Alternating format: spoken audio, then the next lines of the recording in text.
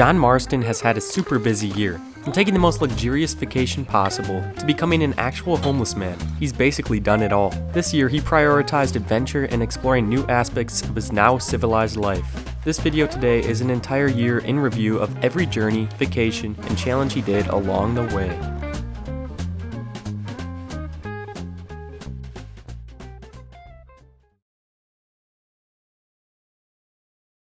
John's had a rough couple of years. He's finally settled down with his family in his new ranch, but he works every day non-stop and he's getting really tired. He finally decided it's time for a much-deserved break. Today, John is going to every town in Red Dead Redemption 2 on a vacation.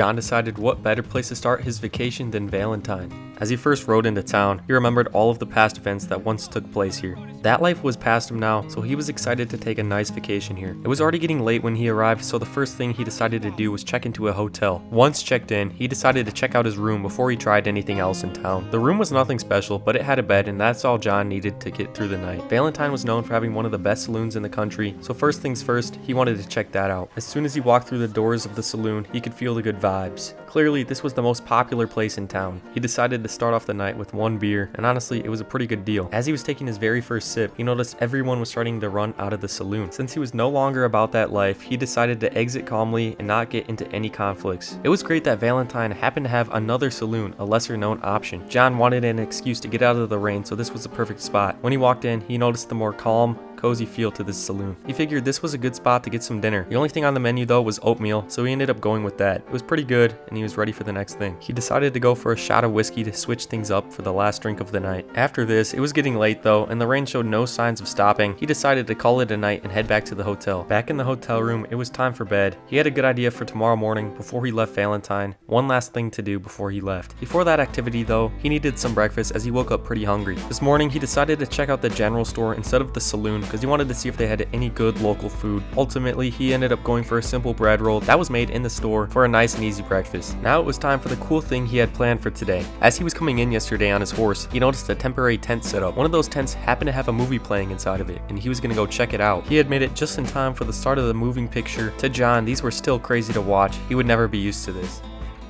After the movie, it was time to head to the next town. John decided he would splurge on a train ticket this time. On his train ride to the next town, John decided to do some reflecting on Valentine. He rated the hotel a solid 6.5 out of 10. He rated the things to do category a 7.5 out of 10. The overall niceness town rating was a 7 out of 10, leaving a total of 21 out of 30 for Valentine. The next town on John's list was Annesburg, and to be completely honest, he was not very excited. Annesburg is primarily a mining town with little to no tourism. The only thing John knew he could do right away was get a hotel room. This hotel room was a clear downgrade from Valentine. However, it still wasn't the worst thing in the world. John was fine with it. Not knowing what to do, John climbed to a vantage point in the town and looked at his surroundings below him. One perk about Annesburg is the fact it's right on the water. He noticed a dock down below. With nothing else to do, he decided he would go check it out and head down the stairs. His goal was to look for a boat that he could borrow and explore the water area. Unfortunately, he couldn't find any, so he decided he would try some fishing. However, John completely forgot to pack any bait, so he couldn't go fishing. He decided he might as well try and swim. As he got in the water, he didn't realize how tired he was, and just like that, he was in a near drowning situation. Thankfully, he stood up and he was fine.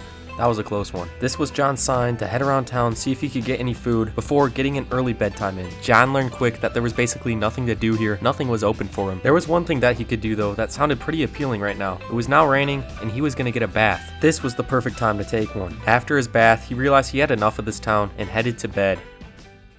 The next morning, it was time for John to head to his next location. However, this time he was going to travel there on horseback. Once again, on his way to the new town, he reflected on Annesburg. For his stay in the hotel, he rated it a solid 4.5 out of 10. Not perfect, but not the worst. For the things to do in Annesburg, he gave that a 3 out of 10, due to his primary purpose being a mining town. And the overall niceness town rating, he gave it a 3 out of 10. This gives Annesburg an overall score of 10.5 out of 30. Just as John finished reflecting on Annesburg, he came up on his next town, and this one he feared would be even worse. Meet Van Horn, the almost abandoned trading post. This town certainly has seen better days, but John knows he wants to visit every town to make it worth his time. Like usual, the first thing he did when visiting a new town was check into the local hotel. The room was in a pretty cool location, but the inside conditions were by far the worst that John had seen so far. To be honest, the room looked pretty trash from the last person that stayed here, clearly. Thankfully though, this town had an open saloon unlike the last one. John decided to go check it out. He wasn't in the mood for any drinks, so he just decided to look around the saloon. This one looked very barren and empty compared to the ones in Valentine.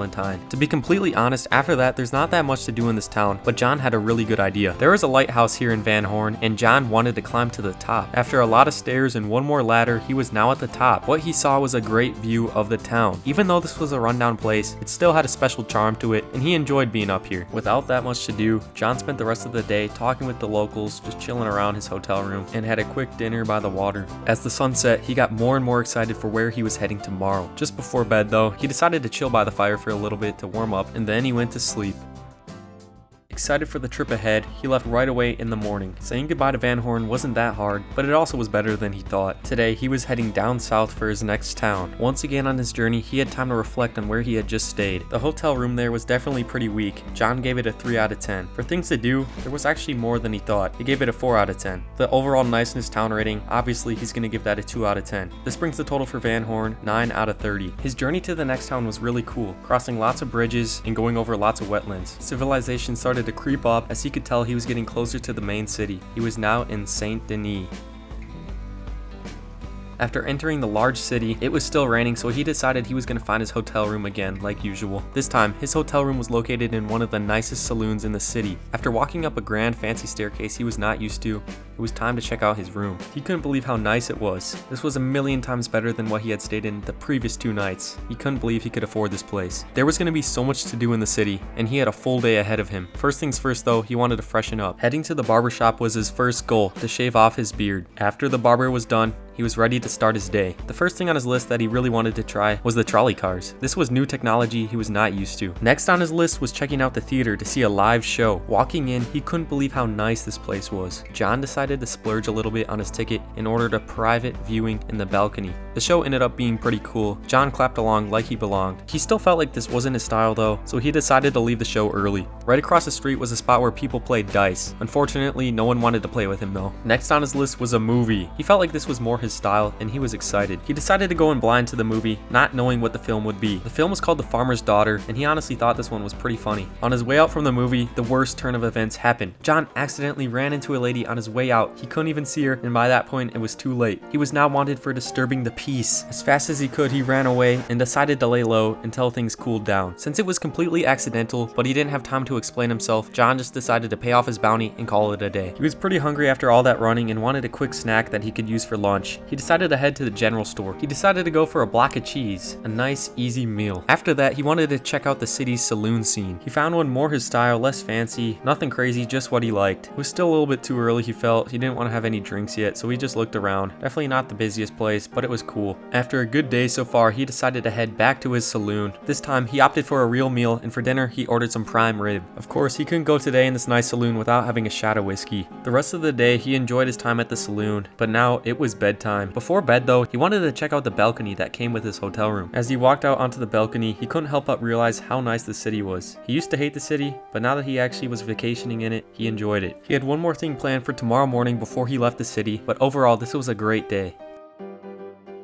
The next morning, right away, John went to his next activity, which was getting a custom portrait photo taken of himself. He tried a ton of different poses, backgrounds, everything. Finally, he settled on one he liked and took the photo. Now he was done with the photo, he was ready to leave Saint Denis. He was not quite used to cities yet, but his time here was well spent. The next town on his journey was easily accessible by horse. So once again, his journey gave him time to reflect. How did he like Saint Denis? His hotel was truly the pinnacle of luxury. He gave it 9.5 out of 10. There was an endless amount of things to do in the city, easily a 10 out of 10. He didn't even get to everything. The overall niceness town rating was an 8 out of 10. The city has its nice parts, and obviously the lesser nice parts, but overall, a solid city. That brings the total for Saint Denis 27.5 out of 30.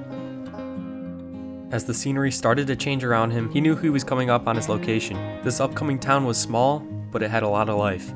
Welcome to the town of Rhodes. John had now made it to his next location, and it couldn't be any different in size compared to the last city he was at. Like usual, he decided to get his hotel situation under control first. Rhodes has one of the nicest saloons in all of the country.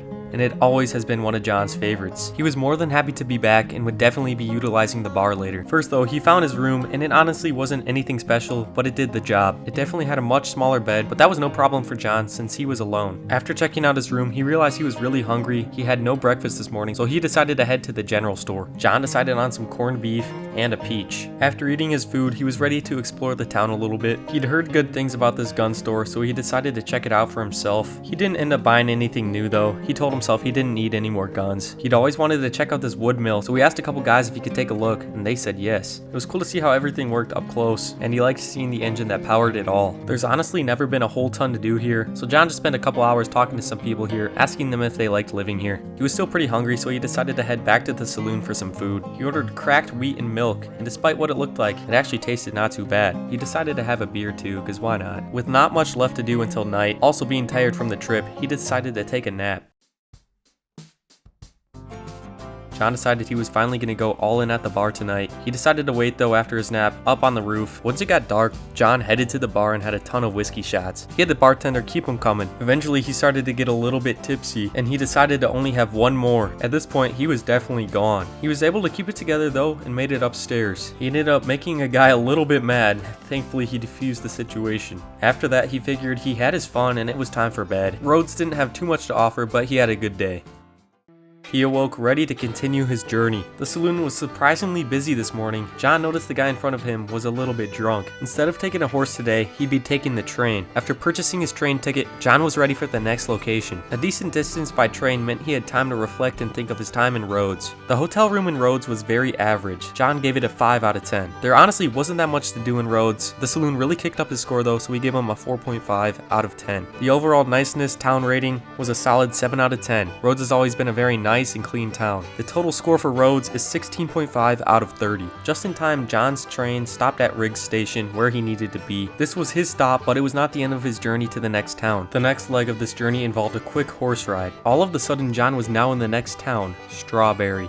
Strawberry was a beautiful little town. Just like the last, it wasn't big, but it had a lot of character. As you know by now, John headed to the hotel where he would be staying. His room was located in the Welcome Center. When John walked into the room, he was amazed at how large and nice it was. John then realized that his room came with the best balcony view in the whole town. Right across the street from the hotel was the general store. John decided to go get some food. He felt like buying a carrot today and some canned peaches. Strawberry was a great scenic town for walking around, so it was time to do that. John met a fisherman and asked him if he had caught anything. Apparently Strawberry was famous for this guy playing 5-finger fillet, so John decided to challenge him.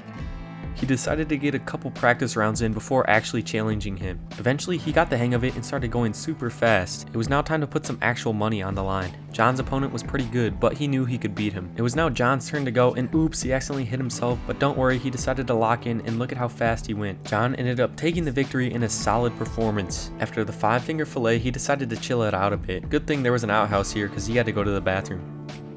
Like usual, John liked to talk to the residents of the communities he was visiting. He even decided to listen to the local reverend and his sermon. Probably the coolest part about Strawberry though is the various bridges over this river. John's curiosity peaked when he noticed this ladder. He wanted to climb it to find out what it went to. What he found at the top was this empty water aqueduct. It looked like it took the water from up there and into the river. Being dumb, John decided to have some fun and he followed this thing to the end. Continuing to make poor choices, John thought it would be fun to jump off of here into the river. He severely miscalculated his jump and hit a rock, almost drowning in the river. Thankfully, he was able to grab onto a nearby rock and safely gather himself out of the river. John decided that was his cue to play it easy the rest of the day. He headed back to the Welcome Center. He decided to partake in one last adventure of the day though. He headed over to the jail right next door. After speaking with the sheriff, he gave him permission to go down and check out the jail cells. John said hi to the 2 prisoners in the jail cell and thanked himself and his brain for never ending up in this situation. For real this time, John went back to his hotel and decided to spend the rest of his day on the balcony watching the town go by beneath. Since there was no saloon in this town, he decided to call it a day and head to bed.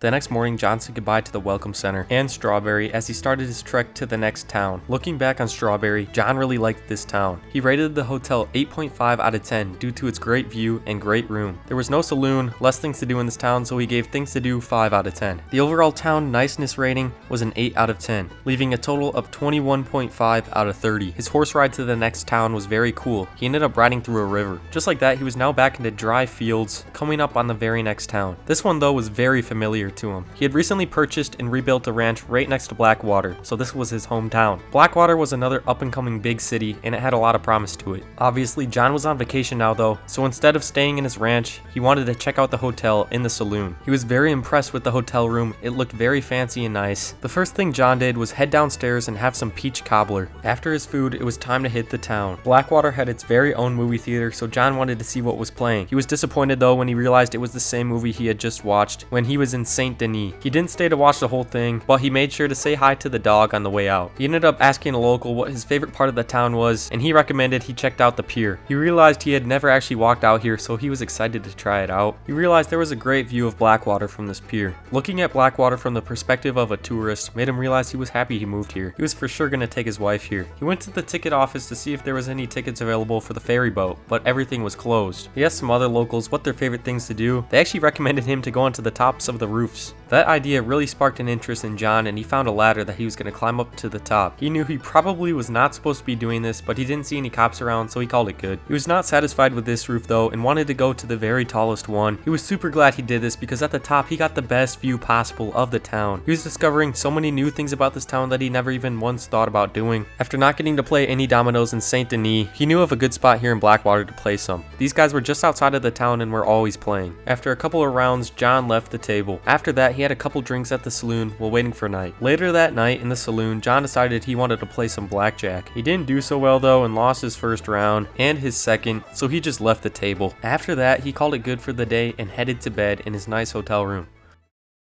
The next morning, John left his hotel. The general store was right across the street, so he decided to get some breakfast. He quickly noticed there was no shopkeeper, meaning he could take whatever he wanted for free. I know John tried to live a crime-free life now, but there were some things he couldn't help still, and to be completely honest, he went a little bit crazy. For the last leg of his trip, John decided to splurge on a stagecoach ride. Reflecting on Blackwater, John rated the hotel 7.5 out of 10. For things to do, he also rated it 7.5 out of 10. For the overall niceness town rating, he gave Blackwater 8.5 out of 10. It would have gotten higher, but there was a lot of construction going on. That brings the total to be 23.5 out of 30. The stagecoach had brought John to his first stop of the journey onto his last town. His stop did not start good as he noticed a bunch of bandits ride on their horses into town shooting their guns up. He knew he wasn't going to stay here long. Not to mention the second thing he saw was a dead lady on the ground rotting. See, Armadillo had a cholera outbreak, which is why he would not be staying here, and it was merely just a stop. The man behind him at the bar immediately warned him to leave and also told him he had the disease. John took this as a cue to leave and keep going on his journey to the next town. The last leg of his journey once again involved horseback riding. John was very happy to get out of that disease-ridden town. His ride was super cool as he made his way through various canyons. And just like that, John was at his next town, Tumbleweed.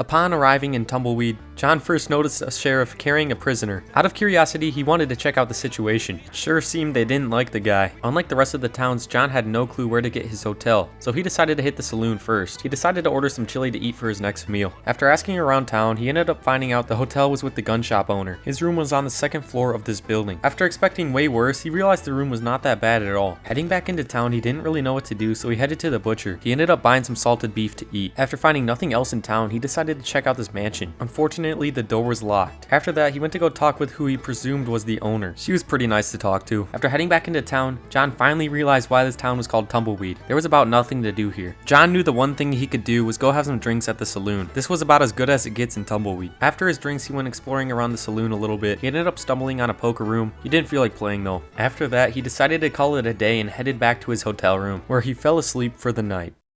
John did not linger at all and was out of town right away in the morning. As John reflected on Tumbleweed, he realized the hotel was not that bad. He gave it a 5 out of 10. For things to do, this was honestly the worst one so far. It did have a saloon, but this was a solid 2.5 out of 10. The overall niceness town rating was 4 out of 10. To be honest, this was a pretty clean town. Not that many abandoned buildings. Obviously a couple, but it was not bad. That brings the total for Tumbleweed at 11.5 out of 30. John's ride home was not short at all. On the way back, he thought about his least favorite town and favorite town. His overall favorite was clearly Saint Denis, where his least favorite was Van Horn. After a long ride, John was now back at his ranch. He was super excited to find his family and tell them all about his trip. Inside, he found Abigail first, then Jack and Uncle outside. He had a great trip, but he was happy to be home with his family. Next time, he for sure wanted to bring Jack. John had been doing hard day after hard day of intense work at the ranch. It had been a while since he had his last vacation and break. He figured it was a great time to get away to avoid burnout. This time though, he wanted the ultimate luxury experience without having to travel much. Previously, he rated Saint Denis as his favorite place to stay, so he decided he'd head there. This time though, he wasn't going to worry about money. He was going to go all out and stay multiple days as well. To keep with the luxury mood, John started the first leg of the trip on a stagecoach, first stopping in Valentine to go to the train station where he would purchase a ticket straight to Saint Denis. He didn't want to do any of the traveling himself this trip. He had now arrived in Saint Denis on the train and had completed the journey there. He had a fairly nice seat on the train as well. He walked off and was now at his vacation. He watched as the train slowly left the station, and it was now time to start the adventure. First things first, he had to head into town to get to the nicer areas. Finally getting closer to the center of town and to where he wanted to be, he noticed a stray dog on one of the roads. Of course he had to say hi and give him a nice pat. The dog was super dirty, but that didn't stop John. He kept walking to a certain place he had planned, which was the barbershop to freshen up for his city life. He ended up getting a clean shave, and also the barber styled his hair with some pomade. He left happy with his new look and had even more planned in for trying to fit in. He saw a beggar on one of the roads. He remembered not everyone was fortunate like he was now, so he gave him some money. He continued his walk to the next location, which had him going through this nice park. This part of town was super nice. He was now at his next location, the clothes store. John was looking to spend some money on a nice fancy outfit for his vacation in town. He headed to the wardrobe to try on his new outfit, where he really started to look more fancy. He left the store feeling confident in his choices, and now looked like he belonged in the city. Now it was time to head to his hotel, where he had previously stayed last time. His favorite hotel was in the nicest saloon in town. Before checking in though, he had something more important to do. He headed up the nice staircase, and made his way to the bathroom, where he would get a much needed clean. He needed to refresh for the city life, as he was fully embracing this 5-star vacation. Next, he was very hungry, so he ordered some prime rib, which was very yummy, then washed that down with a shot of whiskey. Next, it was finally time to check into the hotel room, so he headed upstairs again, this time to the room though, and once again, he was amazed at how nice it was. He decided to chill out for a little bit, as he had a long day of travel. He went to go check out the balcony his room offered. As he saw the sun start to set a little bit, he loved watching the city below him from here. He was happy to be on his luxury vacation. He talked to a couple other people on the balcony, and noticed a trolley down below. Tomorrow he was gonna ride one. He was excited. It was really dark, so he headed back to his room, and after a long day of travel, he was tired, so he headed to bed. The next morning, John woke up nice and early. He walked to a trolley station where he got on. These things were still so crazy to John. Completely new technology to him. Even though they were slow, this was a fun way to get around the city. This of course was a part of the 5-star experience. Eventually John got off where he wanted to be. He was gonna head to the town market. He wanted to check out what this place had to offer. He noticed a food stall and he took a carrot. After checking out the market, John wanted to head to the general store. He was pretty hungry now, so he'd get some food. He ended up getting some fine brandy, and then he left. He ate his food, and then drank the brandy. After fueling up, John had something exciting planned. He was heading to the movie theater. He came here last time and really enjoyed it. He purchased a ticket for himself, then walked in not knowing what the movie was. He decided to opt for a higher balcony view for this movie this time, and he settled into his seat. However, he realized he could barely see anything from here, so he just decided to stand up instead. This was a new movie he had never seen before, thankfully. He was excited to see what it was. Honestly, standing up here by himself wasn't that bad, and overall, he enjoyed his time at the movies. He left the theater and was on to the next thing. He wanted to go check out the super nice neighborhoods in the city that had many mansions and awesome houses. He liked looking at these to see what his potential future could be. These truly were the best of the best that he could find. Some of these were super big and looked so nice. He shortly came up on one of the largest mansions in the entire city. This thing was truly massive. He admired it from afar. As he was talking to a rich local, he noticed a poster on the wall. It was an advertisement for a show at the theater. He decided he'd attend tomorrow. On his way back, he noticed another really nice park. He checked out some of the paths. He also noticed some guys playing dominoes. He went to go see if he could play with them, and thankfully they let him. He wasn't the most familiar with the game, but he was just happy to meet some people. He always felt kind of isolated at home. He was glad to get out into the public. After playing a bit, he decided to leave. He decided to stop and admire for a second just how nice this neighborhood was. With the leaves literally blowing in the air, it was perfect.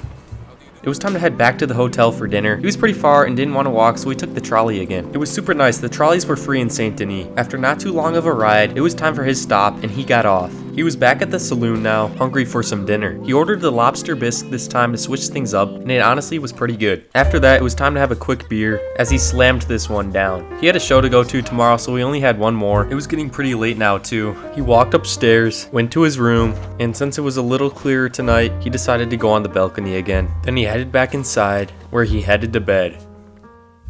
Once again, he woke up pretty early to not waste the day. He decided to change up his outfit for today for the show, and he headed out right away. Before the show though, he headed back to the clothes store because he had a specific hat in mind that he wanted to buy. After trying it on, he knew it was the right one. It was going to be a perfect look for the city. He left with a great outfit. Unfortunately, it was pretty rainy today though. The clothes store was very close to the theater though, because after only a short walk, he was there. He walked in and admired the awesome architecture of this building. This was clearly fitting of the 5-star luxury vacation he wanted. He went ahead and bought his ticket, which he splurged on an upper balcony private viewing. He walked into his seat, got situated, and waited for the show. Right away, a guy came out to introduce the acts. It felt like this guy just kept going on and on though. Thankfully, he finally left the stage, and the first act came out. It was a guy and a bunch of dancing girls. They were pretty good, but it wasn't the best thing ever. John still clapped along though, of course. They started to ramp up the show a little bit. This guy even pulled out a cartwheel, and then he did a crazy handstand, which John thought was impressive. Eventually, their act was done, and they left the stage. It was time for the next act. It was a girl with a snake. John was not expecting this one. He couldn't tell if it was real or fake, or at least dead. To be honest, this one was a lot more boring, so he was kinda glad when it was done. The next act was some sort of strong lady. She bent what looked like a metal rod over her knee. She got it completely in half. Next up, she ripped what looked like a book in half. Then she did a somersault onto this table. Then a second person came out and broke what looked like a brick right on top of her. This last one was his favorite by far. John got up and left the show. He enjoyed the performances more than he thought he would. He then left the theater ready for the next thing. He honestly wasn't quite sure what he'd do next. He remembered there was a self-portrait photographer here in the city, so he decided to head to it. On his way, he noticed a dead pig on the ground. This thing was nasty and rotten. It had been dead for a while, clearly. He then made it to the photographer and got ready to take his picture. He tried a couple different backgrounds, but ended up going with this one. He tried a couple poses as well, but went with this one. He wanted a fancy look, of course. He was happy with this photo to remember his trip, so he left the store. The cemetery was right across the street, so John decided to check it out for fun. For a cemetery, this was about as grand as it got. He saw one he wanted to try and go in. It was unlocked, and he saw a bunch of caskets in there. It was a little bit creepy, to be honest. He left and just looked around the whole cemetery. He found another cool looking one, and he tried going in another one, but it was locked. He called that good and left the cemetery. As he was leaving, he saw yet another dead animal. This time it was a horse. He really wondered what was going on the street. How was everything dead? He decided to walk back through some alleyways this time, which was honestly cool. It brought a whole nother light to the city. It had a whole different vibe back here. As he was walking through the alleys, he noticed a man running from a police officer. He decided to go take a look. He was kind of intrigued, to be honest. The police officer gave the man a hard hit, and it looked like he killed him. All of a sudden, he put him over his shoulder and just walked away with him. John decided to mind his own business though. After that, he decided to leave the alleyways. He headed to the market once again to get a better look this time. This time he went to the trapper to see what he had to offer. He had a bunch of cool outfits, hats, everything like that. Too bad John didn't have any pelts. He was definitely going to come back here at some point though. He looked at the rest of the stalls and then made it out the back entrance. After that, he figured it was time to head back to the hotel, this time taking a nice run back instead of the trolley, which he got there in pretty good time. He wanted to take it easy the rest of the day until night, so he just went to go chill on his bed. Since it was the last night he was going to be here, he decided he would go crazy at the bar tonight. It was time for his first beer, then his second, then his third, then his fourth, then his fifth. It was after his fifth he finally started to notice an effect. He was now a little bit tipsy, but of course he had to keep going. He had his sixth, seventh, and even eighth. By now, he was so gone. His judgment was completely down the drain, so he kept going. He had his 9th, then 10th, and even 11th, where at this point he genuinely couldn't even tell what was going on. Everything was so distorted. He finally stood up from the bar, but then, dark. He woke up the next day very confused, feeling not great. He was on some random street, not in his hotel room. He must have blacked out last night. Having no clue what happened, he just stood there for a while. Hopefully he didn't do anything stupid. This was a good call for John to end the trip here. He realized he went way too far last night. After shaking off last night, John headed back to the hotel to take a quick nap before leaving. He was still feeling very rough, so this was much needed for him to recover. During his sleep, John dreamed about his trip. This truly was a 5-star vacation. Spending 3 nights in Saint Denis, John experienced it all. He started on a stagecoach, then moved to a train, where he finally made it to the station, first getting cleaned up at the barber shop, to then getting a fancy outfit, getting some good food at the hotel, then checking in. John later went to the movies that day, having a great view, then going to a great show the next day with various acts of all kinds, to then just exploring the town. This was overall just a great trip for John. The last night, he went a little crazy, but that didn't mean anything. It was still a great trip. John woke up from his nap, catching up on some sleep, to then having to leave the town. He headed to the train station, hopped on the train, and that was it. His vacation was over. Meet John and Michael, both very different men in very different times. They have their differences, but deep down, they are very similar. Both are family men, both are trying to be a better father, both coming from a troubled past of former robbery, and both trying to live normal lives now. One of the biggest differences is their day-to-day life. From being a rancher in the countryside to being a rich man in a big city, they are extremely opposite. Michael woke up like any other day, being able to sleep in like usual. He walked to his massive wardrobe and put on his clothes for the day. He could pretty much afford any clothes he wanted. John woke up bright and early and said good morning to Abigail before starting a hard day of work. First things first, he went to go prepare some breakfast. He needed to fuel up for his long day of ranch work. Michael started his day off checking on his son. Of course, he ignored him playing his video games. Then he went into his daughter's room. She was gone though, who knows where she was. After that, he went downstairs, said hi to his wife, then decided to go chill on his couch. He had nowhere to be for a while, so he decided to have a smoke. Then of course after, he had to watch some TV. After John ate his breakfast, he did his daily shave, and then was off to work. John now owned and ran his very own ranch. He had a lot on his daily schedule, so he decided to get to work right away. First thing up was heading into the barn. First on his checklist was cleaning up the stalls. He always hated this part since it was kinda gross, but it was necessary, so he always had to do it. Soon he was gonna make Jack do it. After TV, Michael decided it was time for some breakfast. His wife was making him be more healthy lately, so he always had to start his mornings with these gross green drinks. And yet another requirement of hers was he had to do daily morning yoga. To be completely honest though, he enjoyed this a little bit more than he let on.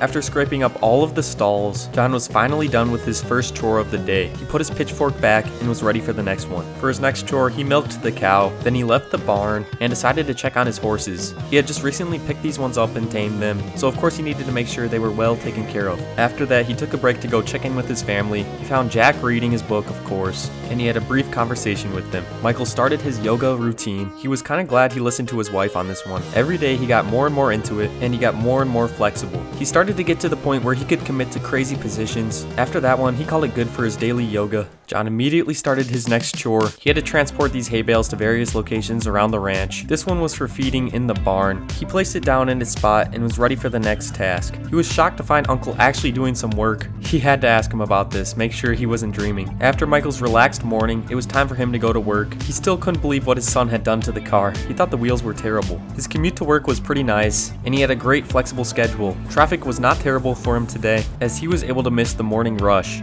John's next job was to pump water out of the well. This was for sure one of the easier tasks he had to do. This water was going to be for the animals, but first his dog said hi, of course. He carried the water over to where he needed to bring it and poured it in the trough for the animals to drink out of it.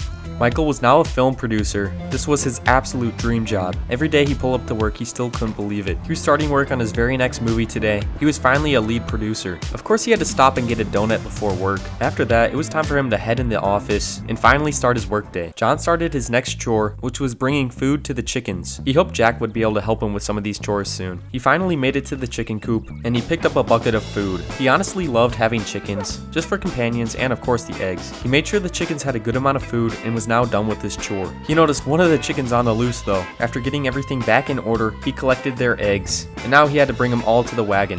Once he had enough built up, he would take these into town and various places to go sell them. After that chore, it was time for one of his favorites, chopping the firewood. This was honestly so fun to him and a great way to relieve stress. He got pretty good at it too and could almost always get him on the first try. He chopped wood after wood after wood, and then finally finished it all. He looked at his hard work and was now done with this chore. Michael finally finished work. It was a solid productive day of working on the movie. It was currently in the storyboard process. Michael had some plans for after work. He was not going to go home straight away. Sometimes he needed to be away from the family. He came up on a crazy traffic jam though. There seemed to be some sort of roadblock and this car was just not moving. He was super confused and just decided to wait it out. Eventually his light turned green though, and there was a ton of cars in the middle of the intersection. He did not feel like waiting anymore, so he decided to make his way around them carefully. Michael continued his drive to the location and everything was smooth from here.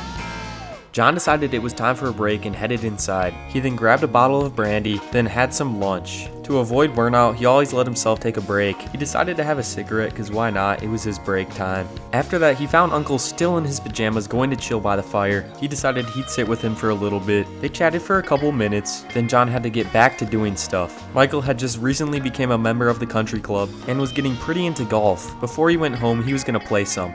This was the best course and country club in Los Santos. He couldn't wait to play again. Of course, he changed into proper clothing and got in his golf cart, and he was off to his first tee. John was heading into town to Blackwater on his horse as he left his ranch. Thankfully, Blackwater was super close and was the nearest town. After only a couple minutes of riding, he had now made it to the town. Blackwater was a fairly nice and upcoming city, and John had a couple of things he needed to do here today. Michael made it to the first tee on the course and was ready to hit this first ball. This first hole was a straight line away from him, and he was ready to make his first swing. He wound back and hit the ball. It wasn't his best hit, but it was his first one. He picked up where the ball landed and made his next swing and hit.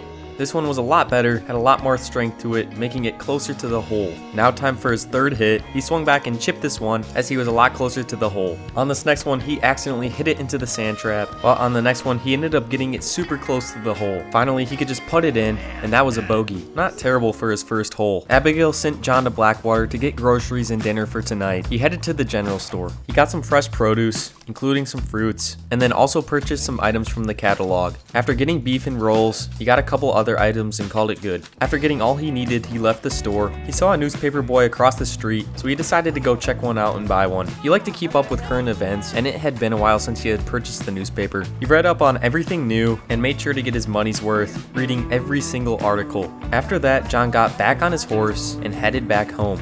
Michael continued to play his round of golf and continued to make questionable hits, specifically into trees. He finally got a perfect hit on this next one, and this putt was so close it just bounced right out. He was so mad. He finally finished it off there for another bogey. As that was the story for the rest of the holes, he was now done. It was now time for Michael to finally head home as he started his drive back. John arrived back home to the ranch. After a successful errand run, he put all of the food he got into the kitchen, but he still had a couple of things to do before he ended his workday. He milked the cow one last time, and now that he had enough milk, he could load it into the wagon. He picked up the first milk jug and made his way over to place it into the wagon. He grabbed the second one and put it right next to the other one. Michael eventually made it back home to his house, and for once actually parked his car into his garage. He saw his wife drinking that nasty green drink, which inspired him to have some whiskey. He poured up a glass for himself and downed it in one gulp. Of course he had to have another. One was not enough. Surprisingly though, he called it good at just 2 because he promised his wife he'd meet her down at the tennis court. John was now done with ranch work for the day, so he decided to chill out and wait for dinner. Abigail thankfully made some dinner and it was time to eat. He was very hungry after a long day's work. He was happy to have the full family at the dinner table, even Uncle. Abigail was super good at cooking, so he ate it all up, then just chatted with his family at the table. Michael was ready to play some tennis. He and his wife had been getting more into it. Michael made the first serve of the game, and he started off with a good hit right back. He ended up scoring the first point as well. These games got super competitive between the two. It wasn't all good though, as his wife scored the next one. She made sure to rub it into him. Eventually, Amanda found herself almost winning the game, which she ended up doing. Michael was pretty mad, but he wasn't gonna go for that one. After dinner, John headed outside of the house to his brand new gazebo that he had built. He still hadn't built any furniture yet though, so it was just crates. He decided to chill here for a bit though. After that, he went to go talk to Abigail, and for some reason, she was pretty angry at him. He wasn't quite sure what he did. He decided to defuse the situation by leaving, and he headed to the fire. Michael and Amanda ended up playing a couple more games where they never ended up going very well for him.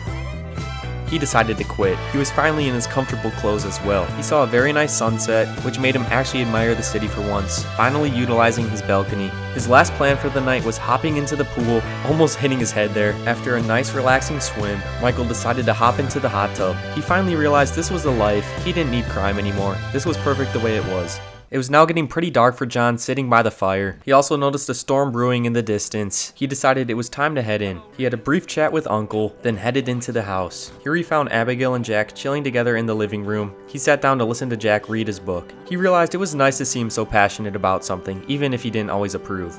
After the hot tub, Michael walked back inside, where he hopped onto the couch, had one last smoke before bed, and then turned on the TV to relax. After that, he decided to head up. Before heading to bed, he wanted to see if his kids were still home. He checked his son's room to see him gone, surprisingly not playing video games. He noticed the bong on his floor. He said, "Screw it, he's not here. I might as well take a hit of this thing." He didn't want him using it anyways. This was his way of confiscating it. He immediately felt the effects kick in. He wondered if this stuff was laced or something. He took that as his cue to head to bed, and so did John.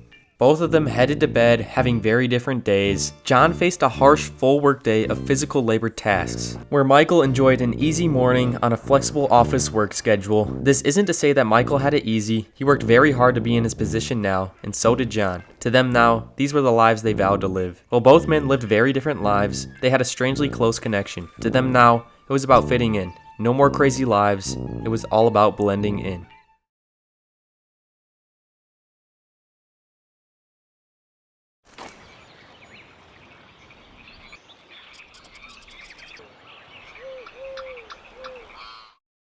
John was currently staying in the town of Strawberry. He had big plans for his next adventure though. Strawberry was just a mere part of this journey. The first step of this adventure took place in the general store. It was necessary that John stocked up on the proper goods and foods that he needed to survive. He bought various canned foods for convenience and ease of eating. He even decided to buy a new warm coat. He was now fully stocked up on everything he would need. He was currently staying in the Welcome Center hotel room, so for the rest of the day, he decided to take it chill and hang out on his amazing balcony. The sun started to fall as John looked down at Strawberry, and he went to bed for an early start tomorrow. Upon waking up, John immediately had to start preparing. He put his warmest clothes on and Arthur's old hat. He checked out his outfit in the mirror. Everything looked good and he was ready to go. John wasted no time leaving Strawberry and was out on his adventure. He was on his way to Mount Hagen, crossing multiple cool bridges on his way. John could feel the climate around him starting to change. As he crept closer, the air got colder and colder, and the air became thinner until he finally saw his first signs of snow. It had been a long time since John had last seen snow, so he was glad to be back. Soon enough, he creeped up on his starting location, he left his horse, and he officially started his climb. John realized early on how steep this would really be, as he was still just at the very bottom. He kept moving at a very good pace though. He had been physically training for this for a while. Of course though, his body caught up to him, so he had to slow down the pace drastically. The steepness really started to tick up though as John made his first slide of the mountain. As John stopped to look at where he was walking, he realized he needed a different route. To the left was a much less steeper option. That helped John to realize instead of going straight up the mountain, he could go sideways and zigzag his way up.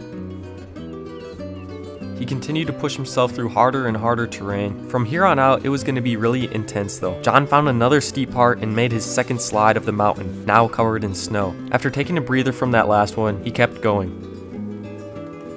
He was very happy he got this new winter jacket. It had been a couple hours of climbing now, and John was looking for a break. He finally looked down and see how far he'd climbed. This is when the steepness really set in. He continued to trek forward, hopefully looking for a good spot to take a break, and right after the steep part, he found a semi-flat area that was pretty good for a break. John took a moment to just reflect how far he'd come. He was super happy he was on the mountain. John ate some of his canned food, and then continued his summit to the top. He found that remaining low helped him counter the steepness of the mountain. This would be his new strategy for now. After a couple more hours of climbing, John stumbled on what looked like a camp. It looked pretty abandoned, so John decided to check it out. He saw one of the fires was still going, so he used this as a chance to warm up a little bit. This was the perfect time to regain some energy and get his body heat back to normal. After taking a little break, John finally looked around at his surroundings. And just like that, he saw the peak. He didn't realize how close he was because he was so focused on this camp setup. Before making the final push to the summit though, John decided to have some food to fuel back up. John was now ready for the final push. In only a couple of minutes, he would be at the very top of this mountain. He could not believe he pushed himself all the way up here, and he only had a couple feet left to go. And just like that, John made it. As he made his first step to the top, he felt a sense of accomplishment. The view at the top was amazing. He could see for miles. John couldn't help but just stand there for a while. All around him looked amazing. All his work paid off for a successful climb. He decided to use his binoculars. He swore he caught a glimpse of Blackwater from here. And somewhere down there was the town Strawberry where he had came from. John finally decided he had enough time at the summit and made his way down. Not paying attention, he made a wrong step and accidentally fell down a major part of the peak.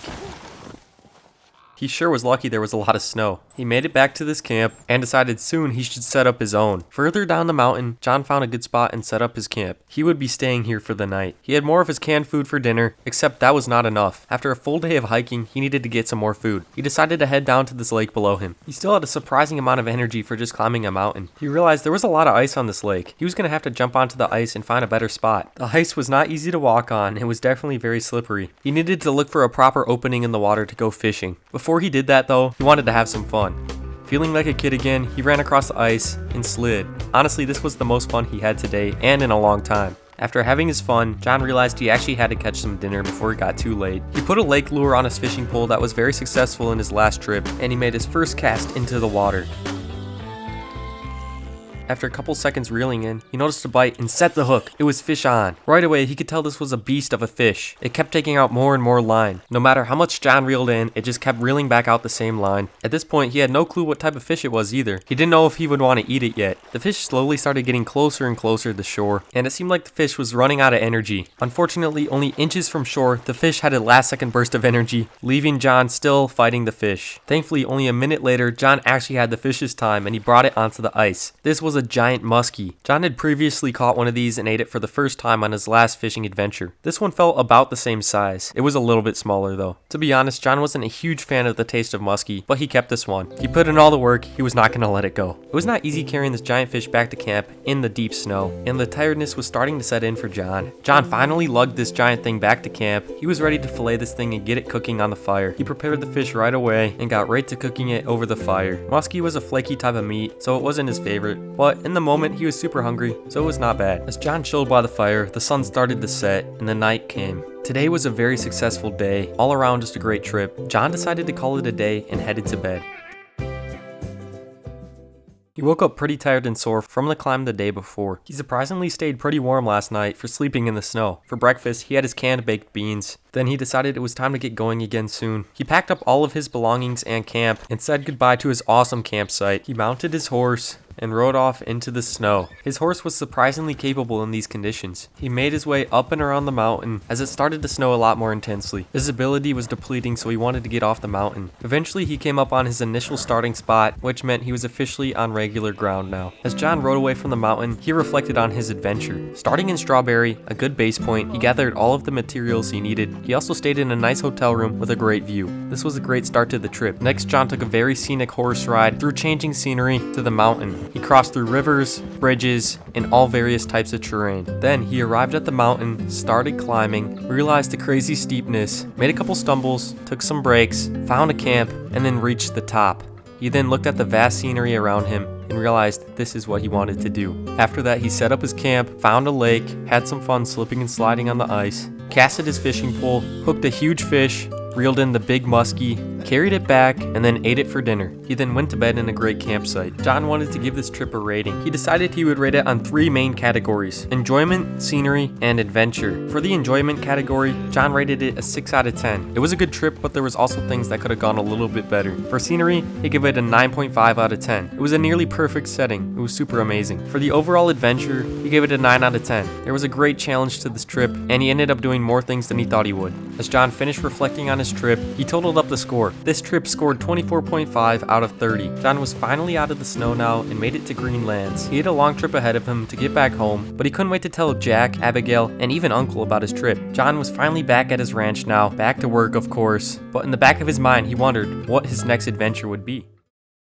After spending some time in Saint Denis, John wanted to get away. He'd been in the city for a while now and wanted to return to a simple life. He thought what better idea than to take a camping trip up north to go fishing. Before leaving on his trip though, John had to prepare. He headed to the nearby general store to stock up on goods for the trip. John also bought some canned food for an easy meal if he needed it. He also bought a lake fishing lure that he would use on his trip. After stocking up, he was ready to leave the city. He had a couple of stops he was going to make on his way up north. His first stop led him deep into the swamp. He'd be heading to one of the best underground fishing fishing stores in the country. He was now in Le Gras. This was a settlement deep in the bayou. As he approached the bait shop, he hoped he would find something good. Unfortunately, he had already purchased the lake lure, so the only other one that would be worth his time was the river lure, just in case. He put the lure on his pole just to see how everything looked together, and then it was time to start the long journey ahead. This was going to be a 2-day horseback trip, so he had a town in mind that he would stop in for tonight. The nature and scenery around him slowly started to change as he made his way on his journey. He made sure to stop and care for his horse along the way, making sure he was feeling good. As the day went on, the sun started to go down as well. Just like that, John was almost at his second stop already. He would be stopping at Valentine and then camping around here for the night. John wouldn't be staying here very long, but he did have an idea. He'd always loved the saloon here, so of course he would be heading in. After traveling on his horse all day, it was nice to finally do something different and just relax. He had a couple beers at the bar, and by that time the sun was starting to set. He decided he would leave and go set up camp for the night. Valentine was always one of his favorite towns to visit, so he was glad he stopped. He wanted to set up camp at high ground, so he climbed up this mountain. At the top, he ended up finding a pretty good clearing that he could use as a campground. First thing, he made a fire, then put up his tent. He was pretty tired out from a day of traveling, so he decided to head to bed right away. It was now the morning, so John got up. He was happy to be away from the city. He had some of his canned food for breakfast, then chilled out by the fire for a tiny bit. He couldn't linger for too long though, because he wanted to get to his spot and also fish today. The ride wasn't too much further today, so he was excited to get going. He was heading to what he heard was a great fishing lake. If he caught any fish, he was for sure going to eat them too. This portion of the ride involved climbing up a pretty big mountain. Coming down the other side of the mountain, John hoped to see the lake soon. He was now nearly there and could almost see the water. And just like that, he got his first glimpse of the lake. He decided to go take a look at the lake a little bit closer. As John climbed up this rock, he saw an amazing scene. This lake was named O'Creagh's Run. John was super happy he made it, and he was excited to get the day started. First things first, John needed to find a good spot for his campsite. Well looking, he found another guy camping on the lake as well. He used his binoculars to check out his spot and see how it looked. Then he scanned the rest of the shoreline to see if he could find a good flat spot by the lake. Well looking, he found a perfect spot and decided to head to it. On his way to the spot, he passed by a cabin, and just like that, he had found a perfect flat spot by the water for his campsite. After examining the spot, he decided this was perfect and he was going to set up here. First, he got a fire going, and then he put up the tent. He now had his full campsite set up. He was ready to check out his potential fishing spots. Just a couple feet away, he noticed a perfect spot, and he already saw some fish in the water. He decided he was going to fish here first. He got his fishing pole out and was ready to get some casts going. As he got closer to the water, he could not wait to throw his new lure in. He made his very first cast of the trip. He was a little rusty. That was a terrible one. He reeled it back in and went for round 2, which ended up being a lot further and a perfect cast. It happened to be right over some fish, so he reeled this in, hoping for a bite. After only a couple seconds, he noticed a bite and hooked the fish. It was fish on. He now had to fight the fish and reel it in. This was only his second cast, and he already had something on the other end of his line. He knew this was going to be a golden fishing spot. Not to mention, this felt like a massive fish. It was not easy to reel in at all, and it had a ton of energy. As he continued to fight the fish and reel it in, it got closer and closer. The fish had one last fight in him though. He kept going. Eventually the fish ran out of strength and John reeled it in. He did it. He caught his first fish of the day, and it was nothing small. This was a 14-ounce sockeye salmon, perfect for eating. John kept the fish to cook and eat later. He was not done at all though, and threw in another cast. As he reeled this one in though, he didn't end up getting any bites. That's okay though, he told himself he's not going to get a bite every cast. He sent in another one hoping for better luck, and this time he received it as he hooked another fish right away. This one was definitely a little bit smaller as it was much easier to reel in. It barely put up any fight until the very end and got a last second burst of energy. John ended up reeling it in though shortly after that. This was a 5-pound sockeye salmon, a little bit smaller, and he already had one, so he threw it back.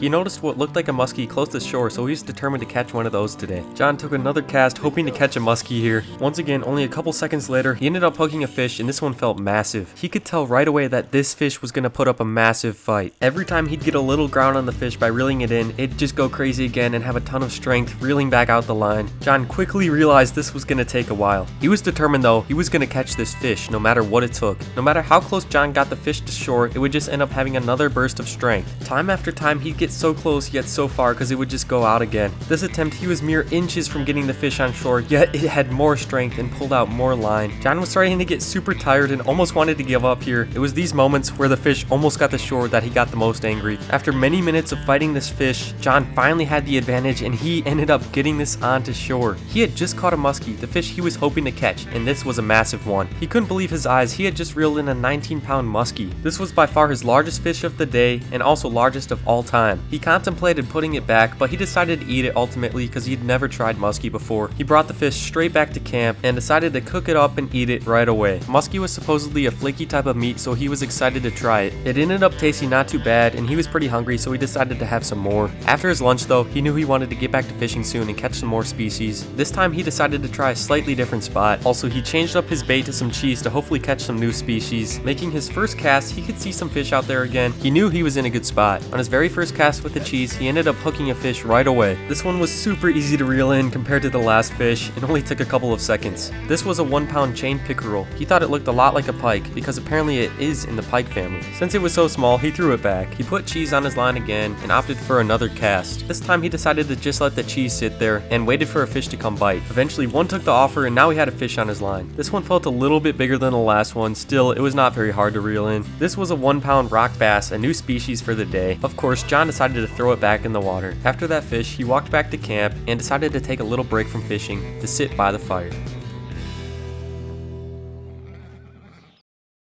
After his little chill break, he decided to look a little bit more around the campsite. He ended up finding and picking this burdock root. After that, he decided to wade in the water a little bit. It was amazing how clear and fresh this water looked. He ended up walking on the sandbar type thing in the water, and then stood on this miniature almost island type feature. He decided this was the perfect spot to actually try some fishing. He was in the water already, so he'd be able to cast further into the lake. This time, he put worms on his line, so he let it sit there and waited for his bobber to go down. After a couple minutes waiting though, nothing bit, so he decided to try casting in a different direction.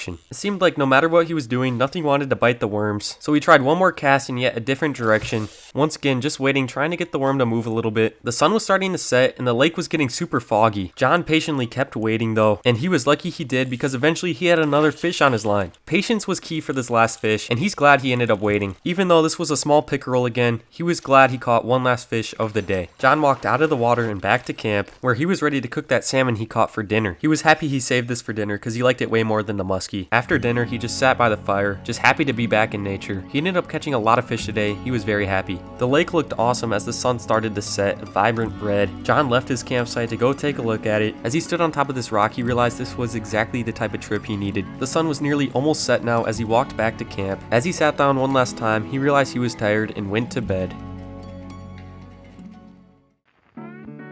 John woke up the next morning feeling great. For breakfast, he had his bread roll he bought, and just like that, it was time to take down the camp. He had a long ride home, so there was no time to waste. As he finished packing up completely, he hopped on his horse. He said goodbye to his spot, and thought to himself that he'd definitely be back here at some point. John started riding, happy with the thought he had a successful trip. This was exactly what he needed to get away from the big city. As he started his trip back, he couldn't wait to find out what his next adventure would be.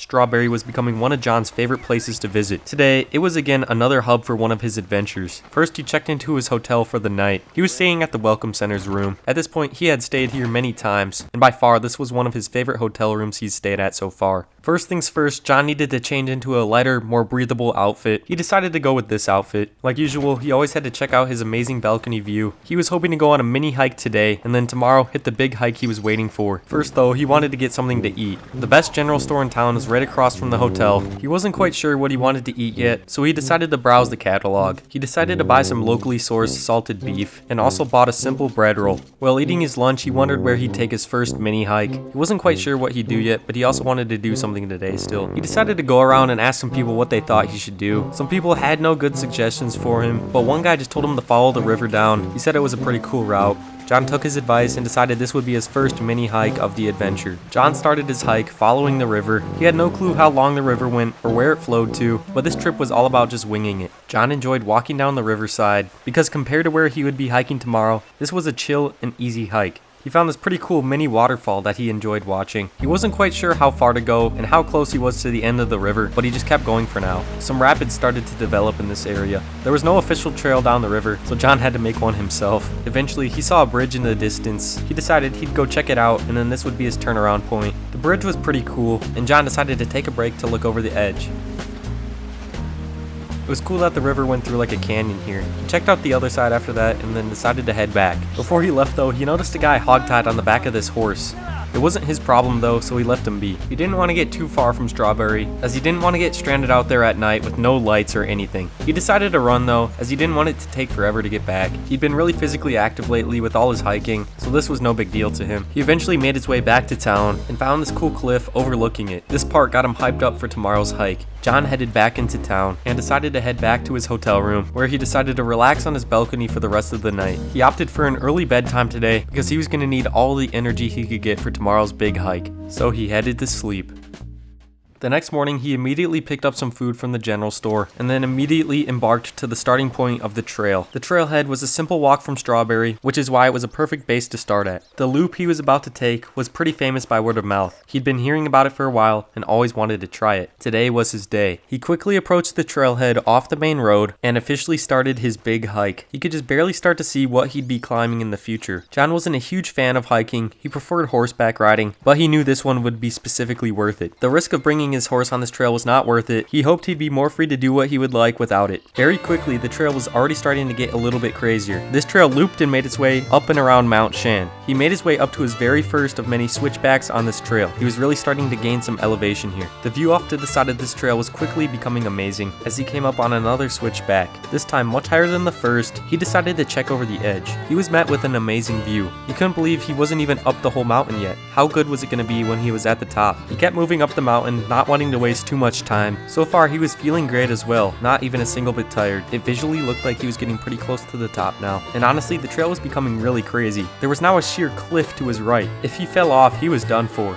Now felt like a great time to pull out the binoculars. Right away, John noticed his hometown Blackwater. That was super cool to see from up here. John reminded himself to be safe for Abigail and Jack, so he left the cliffside and kept going. The trail kept winding super tight up the side of this mountain as he continued to make his way to the top. It really started to get cool around here. So far, the hike was honestly pretty relaxing and fun for John. John then stumbled on a rock carving in the ground. He wrote about it in his notebook and then moved on. The view of the mountains on this part of the trail was insane. Once again, John decided to check out the sheer cliff right next to him. It was honestly a great adventure so far. On his very next switchback though, he noticed a dead body. That's right, he saw a human skeleton on the ground. He looked at it for a while, wondering what went wrong. He sure told himself he was not going to end up in the same situation though. He wouldn't lie, it did make him a little bit more nervous now though. He drew it in his notebook to remember what he saw and then called it good and kept going. John was now getting really close to what he presumed was the top. To be honest now too, he was definitely getting a little bit colder being at a higher elevation. Right up this part of the trail looked to be the top, and as he got up he realized the trail didn't go all the way to the very peak. Again though, he noticed a very deadly drop. He realized he was going to have to climb this peak himself. He wasn't going to come all the way up here just to not get to the top.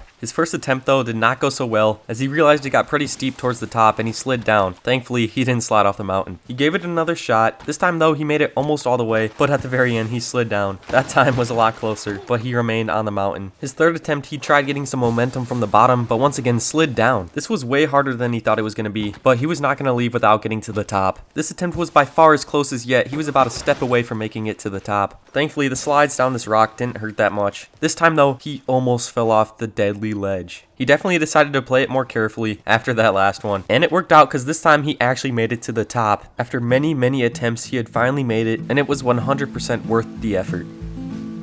He looked all around him as he literally felt on top of the world, being on a mountain. He decided to get his binoculars out again, and he immediately noticed something cool. It looked like some sort of statue in the distance. He wasn't quite sure what it was, but he was gonna go check it out later. He saw a ranch far off in the distance as well. He tried to find Strawberry, but he couldn't quite locate it. After that, to descend off this peak, he decided to slide down. This was honestly pretty fun, but he had to be careful to not fall off the ledge. Walking on this part of the trail was so cool. Since he was on top of the mountain, there was a sheer cliff on both sides. He would head to go check out that mystery statue. This part of the trail was definitely his favorite, and just like that, he came up on the part that he would need to climb to get to the statue. Once again though, he realized it was very steep. He decided to look for a better approach at it, and he went for the opposite side. Still, it was steep though. Once again, adjusting where he started, he was actually able to make it up a little bit. The very last part though was the steepest, and it caused him to fall again. He thought he had enough momentum there, but he didn't. This time he decided to take it slow, but still, it was too steep. He was so close though. He went for one last attempt though, and this time pairing patience and momentum, he actually made it up the steep part. He had one last little wall to climb up, and then he was there. It was time to check out the cool statue. It was basically just a rock pillar sticking out of the ground with a bunch of other rocks surrounding it. He wondered what it meant or who made it. He would probably never know the answers to those questions, but it was still cool to look at and wonder. After taking one last look around it, he decided he had had enough and moved on. This time, instead of sliding, he made his way slowly down the mountainside. After a little stumble at the end, he was still safe. He ended up on the right trail as well. The loop was now making its descent down the mountain, which was good because he was starting to get cold up there. He still had a long ways to get back though, so his hike was far from over, just the coolest part was done now. On his way down, John noticed a dinosaur bone. This was super cool and another thing he had to write in his notebook. He had so far found a lot of cool things on this mountain. As he continued on his hike, there was now no more snow and nothing really cool was going on, so he started to pick up the pace a little bit. He did notice 2 horses in a wagon. They appeared to be just completely abandoned here. John didn't want the rest of the hike to take forever, so he started to run. John was now near the end of the trail as he saw the main road now. This was going to be the most boring part of the trip, walking all the way back to Strawberry. On his way back though, he decided to reflect on his adventure. First he arrived and got comfortable in Strawberry, then he got some food at the local general store. Then he asked some locals for a good mini hike. He ended up choosing going down the river. He followed down the river, found a mini waterfall, continued to look at rapids, eventually stopped at a bridge, saw a guy hogtied on the back of a horse, ran all the way back to Strawberry, where he then went to bed to get ready for tomorrow. He woke up early the next day, got breakfast, and immediately started heading to the trailhead. Starting off on an easy trail that slowly ramped up in difficulty. The view got better and better, the turns became sharper and sharper as he made his way up the mountain. He stumbled on the remains of a dead person, and only a little bit after that, he made it to the top. At the top, he needed to climb up to the very peak, going off the trail. He slid down many times, but after some persistence, he made it to the top. He got out his binoculars, looked around, he saw a cool statue in the distance. He slid down the peak he climbed up, and decided to walk to it. Once he got there, he realized he had to climb even more, slipped again a couple times, but eventually made it to the top. He admired the statue, and then decided it was time to keep going. He made it back to the main trail, found a dinosaur bone on the way back, and then made it to the main road on his way back to Strawberry, where he was now. Eventually, he came up on a sign telling him he was close to Strawberry, so he followed its directions. He continued his long run, and shortly after, he arrived back at the town of Strawberry. It all ended up being perfect timing as well, because the sun was starting to set. Today was a great day for John, and he was very happy he went on the hike. John was starting to go crazy on the ranch. It was workday after workday, with little to no help from anyone else. John had big plans for his next trip, which he decided now was a perfect time for. John packed up and left his ranch. He was going on a camping adventure.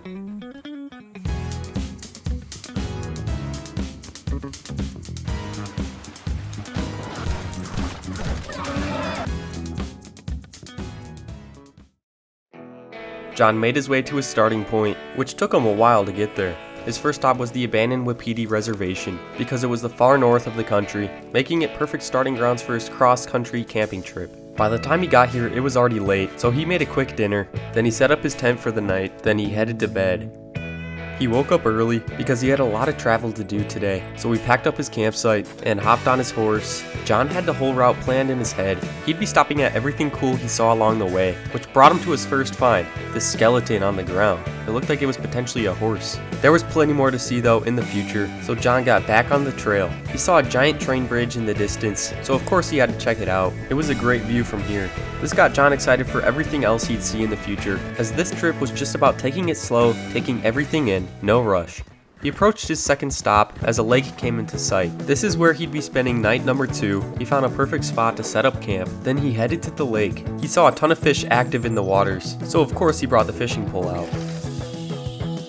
He was in need of some dinner for tonight too. He hooked a fish on his first cast and got to work reeling this thing in. This fish put up a good fight, but it was manageable, and pretty quickly he got it to shore. He'd caught a sockeye salmon. This thing looked decent sized to eat too. John kept the fish to cook it and got it over the fire right away. He was a fan of salmon. After eating, he set the rest of his camp up, then chilled for a bit. It got really foggy as he sat by the campfire, but it looked really cool with the sunset. It was time for John to head to bed. He woke up early again, ate a quick breakfast, as he was excited to keep going. John had really cool plans for today. He'd be stopping at something amazing, which all of a sudden was in view. John saw a giant waterfall. Of course he had to go get a closer look, so he went to go see it on foot. When he got to the edge though, it was super foggy. He hoped it would go away soon. Thankfully it did, because he could now see the water. This thing was huge. He decided to go even closer to it, accidentally slipping. He was fine though.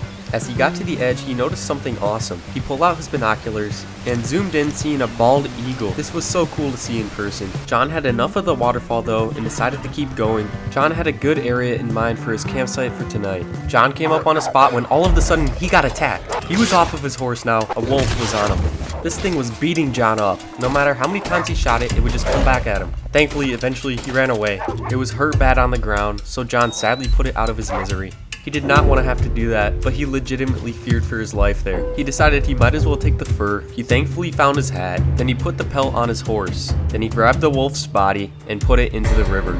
John was lucky to be okay after that. He continued to head to his campsite, where he finally set up camp. He needed a break after that. A guy came over and said hi to him, asking to use his fire, when all of a sudden another appeared and held a gun at John. They both threatened John and told him to be careful where he camped at. Supposedly, they ruled this area. Thankfully, they left without harming John, but he knew he was no longer safe here. Even though John's life of crime was behind him, he had to do this for his safety. He was not going to let these people mess with him, so he decided to take him out. After a satisfying finish, John of course looted their bodies, then he went to go dump them in the river. He dropped the first guy in, then got the other guy, and put him in as well. This trip so far was surely not going to John's plan. John needed a while to just stop and relax at the campsite. After that though, he wanted to catch some dinner. He was camping right next to the river, so this was perfect. Nothing was biting though. He made cast after cast, with no luck. He finally found some fish in a different spot though, but didn't bring anything in. He changed up his bait, and this time finally hooked one. It was very easy to reel in. It was super tiny.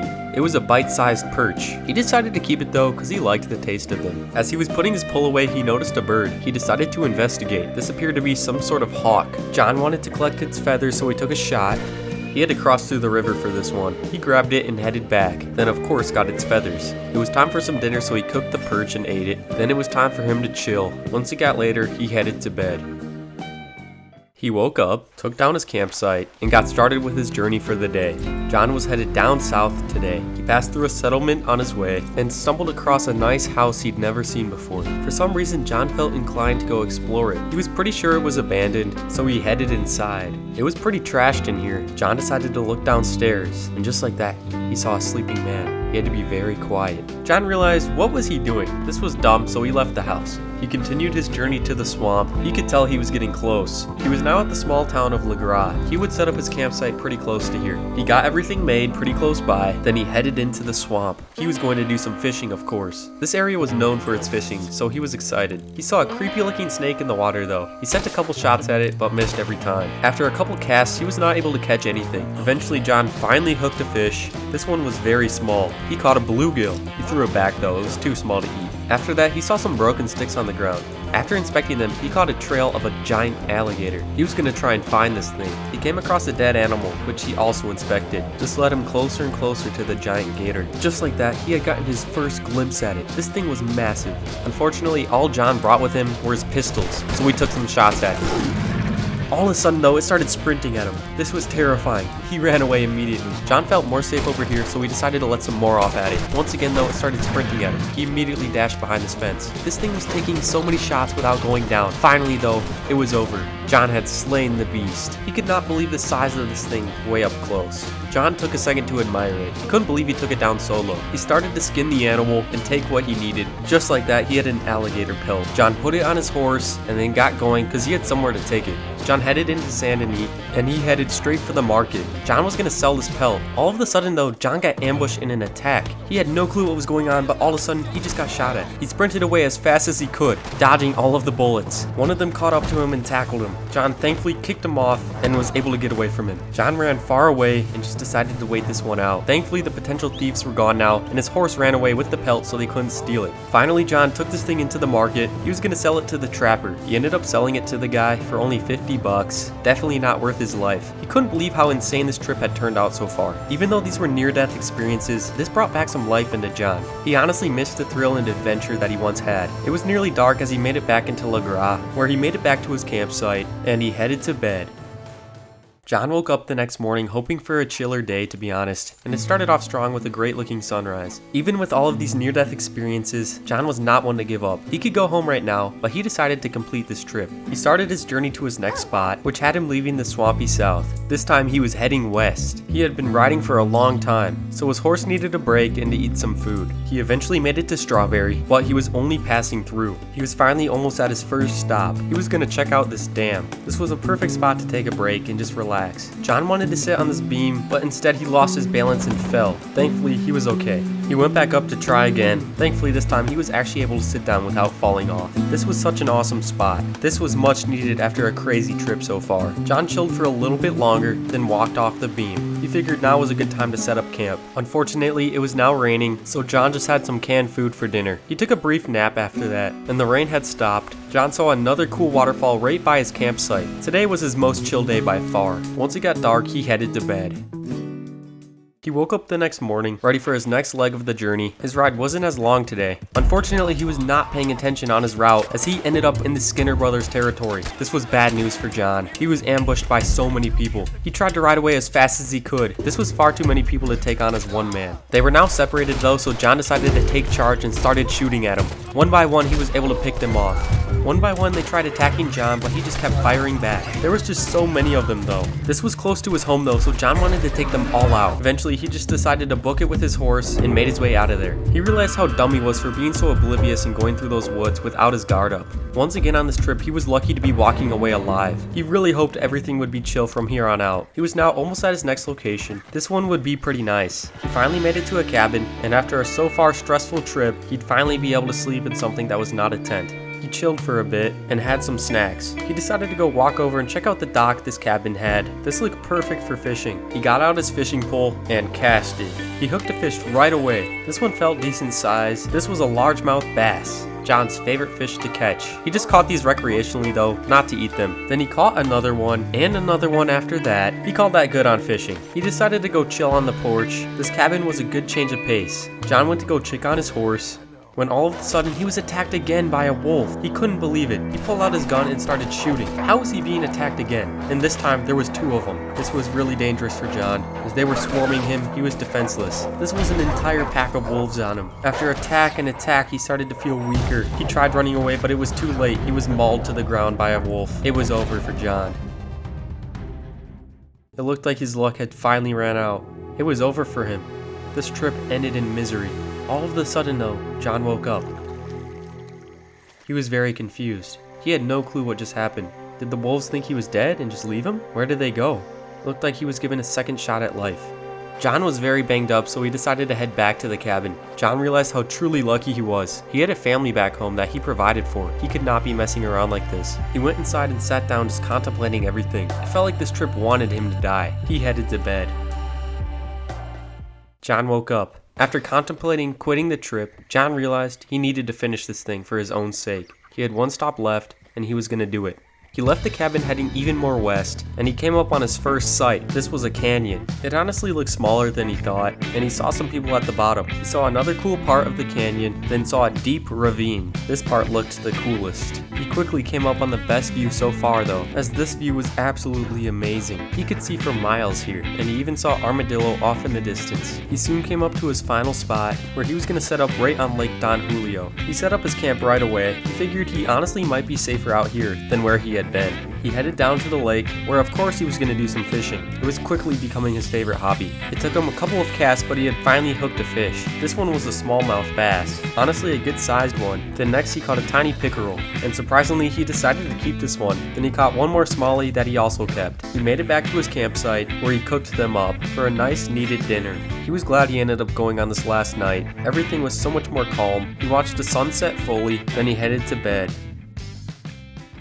He woke up feeling relaxed, and he took his time this morning. He ate some breakfast and tore down his site. His trip was officially over. It was time to head back home. This trip overall felt like it was destined for John to die, but he beat all odds. Strangely, this was one of his favorite trips yet. This is what made him truly feel alive again.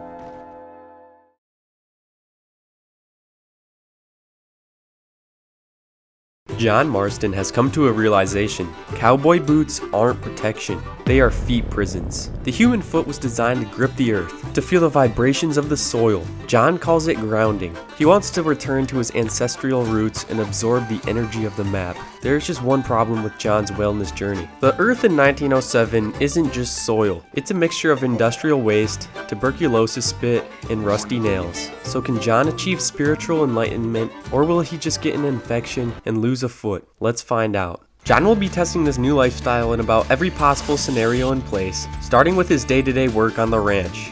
The logic is simple. If he can't pass this test at home, his feet definitely won't survive in the open world.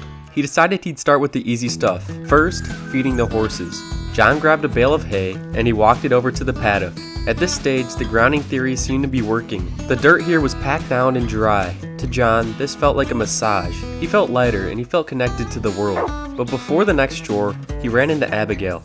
This was his first real test. He tried to explain the science, telling her that the boots block the natural flow of electrons. She didn't buy it. She looked at his feet and realized her husband wasn't just a retired outlaw anymore. He was becoming a wellness influencer. He walked away as she was likely reconsidering her marriage with him. He shook off the judgment and headed to the water pump to fill up the buckets. Honestly, this was the highlight of his routine for today. The cold water splashing over his dusty feet didn't hurt. It felt amazing. It was refreshing. For a second, he really thought he was onto something with this lifestyle. Once again, as he walked, he felt the ground on his feet and he felt connected. So far, this was the lifestyle he really wanted to embrace. Hopefully that wouldn't change. But then, of course, the dread set in. The fun part was over. It was time for the job he had been avoiding, the stables. John stepped into the barn, and reality hit him hard. He wasn't walking on nice packed dirt anymore. He was walking on a mixture of wet straw and fresh manure. This wasn't just gross, it was dangerous. His feet were basically open sponges right now, and he was stepping directly into a breeding ground for an infection. He grabbed a pitchfork and moved to the first stall.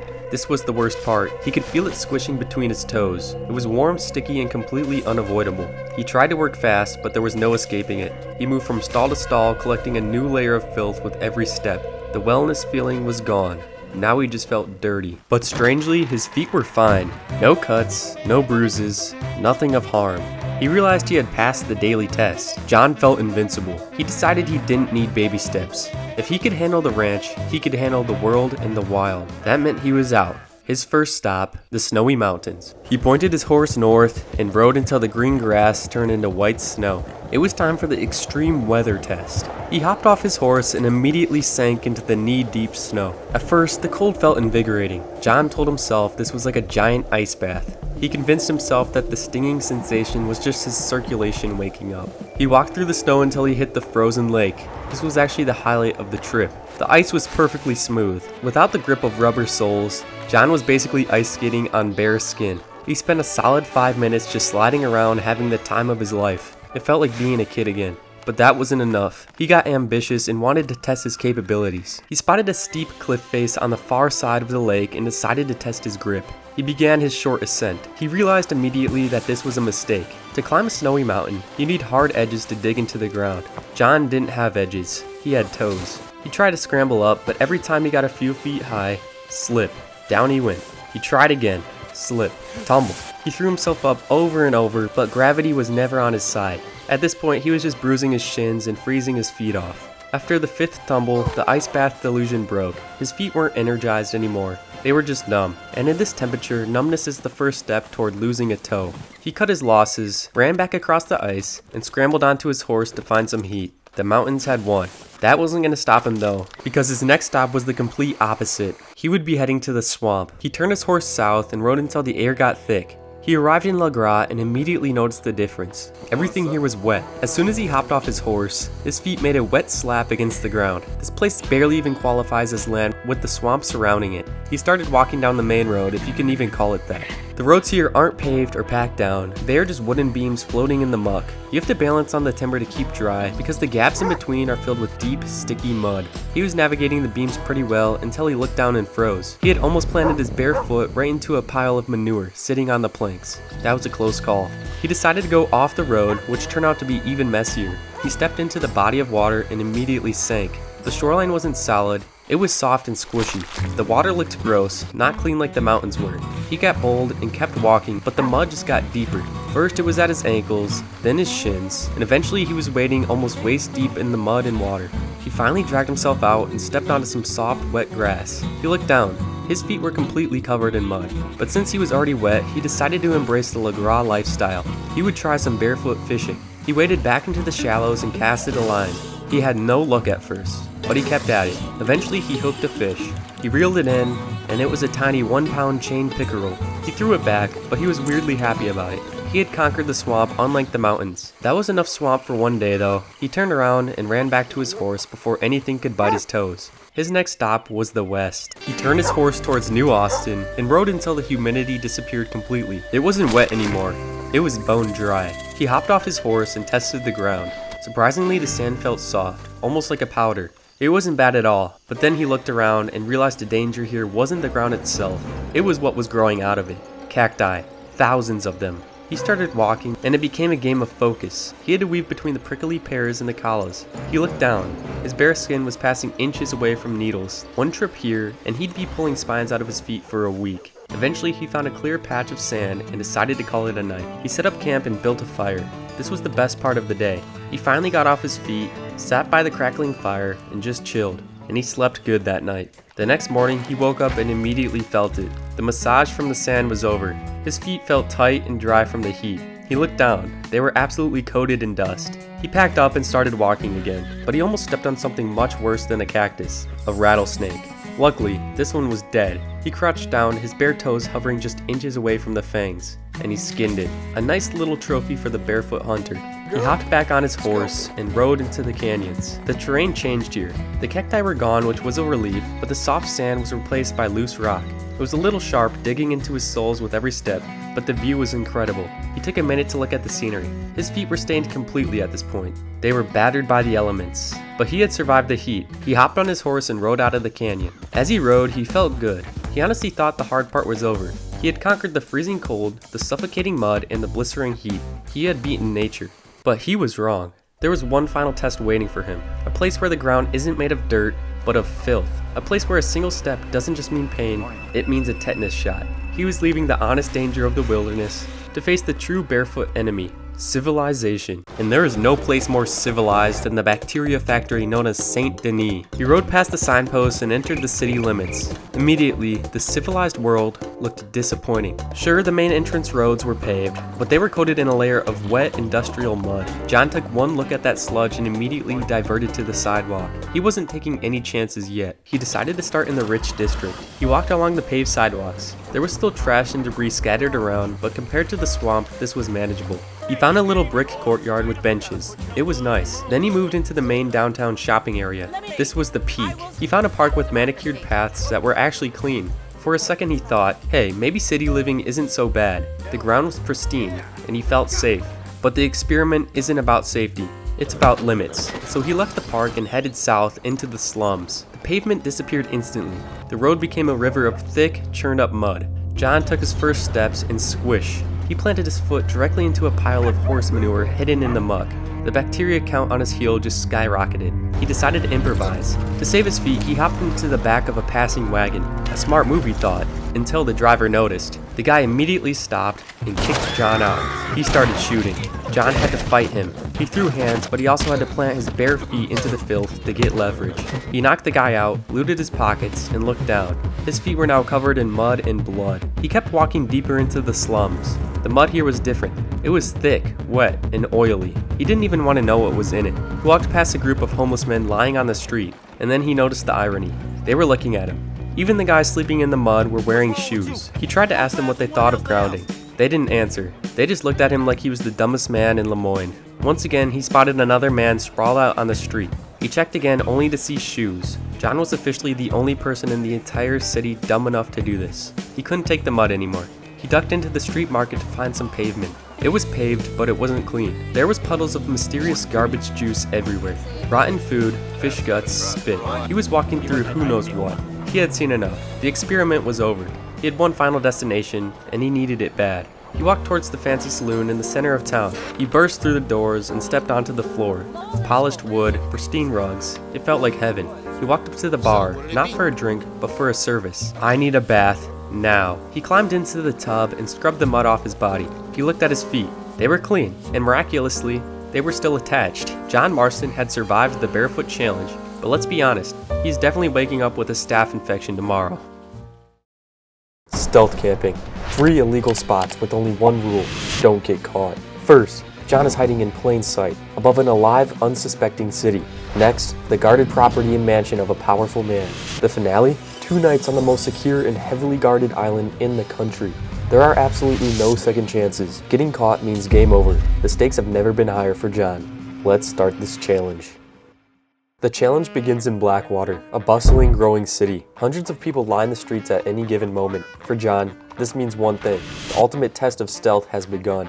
The first thing John did was scout the city. He quickly headed to a back road to remain undetected. After finding a very secluded spot to start, it was time. He quick checked his surroundings, which gave him the perfect opportunity to climb up. Just like that, he made it to the first roof, except now he was vulnerable. Quickly, he climbed up the next ladder, where the walls were much higher, which allowed him to feel more secure up top. From below, he was basically hidden in plain sight. Getting up to the rooftops without being caught was somewhat of a challenge. However, for John, the real challenge was still ahead. If he thought this was hard, there was no shot he'd last even 5 minutes at the mayor's mansion up next. This was just the warm-up. Now that he felt safe, he decided to explore the taller levels of the roof. He was now right over the main road. If he was caught now, it'd be over. He had to crouch down to avoid being caught, but this provided a nice view. So far, everything was chill. There was one problem. John was hungry. After scouting down below, the coast was not clear, so he waited and then took his chance. John went into full stealth mode as he successfully made it back to the ground floor. He walked into the city like nothing happened, then headed to the general store. Of course, he got a drink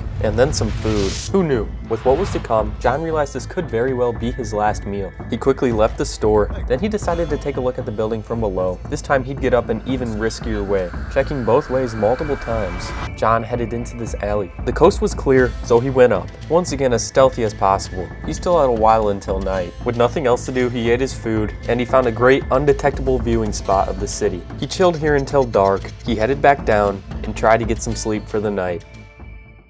He woke up bright and early, as he still had to leave without being caught. Once again, making sure it was clear, he headed down and made it to the bottom. Then he walked away as if nothing happened. Just like that, one spot was officially down. There were now 2 to go. Hiding on the rooftops in a giant city was one thing, but sneaking onto someone's private property? This was going to be another level of stealth for John.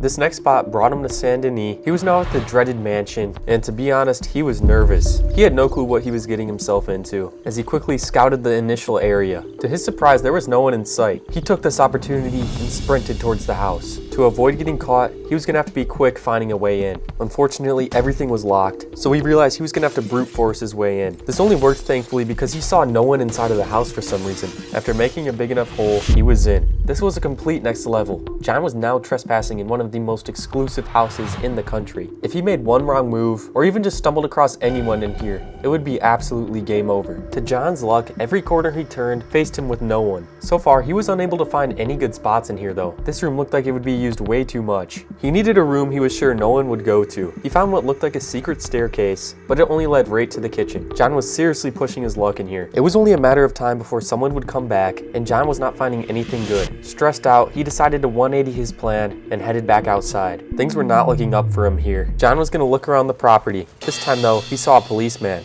Thankfully, he wasn't there when he walked out of the mansion. That shook John up, so we got things moving. The reality of these consequences set in. If he was caught here, he'd be in big trouble. As John scouted the property, he noticed a groundskeeper. The man started walking towards him. John's heart sunk. He did his best to play it off, which seemed to work. John figured he was in the clear, but no. The man was coming right back to him. John might have just blown his cover. It was over for John. If he couldn't get past this mansion, how was he ever going to spend 2 nights in the most guarded and secure prison in the country?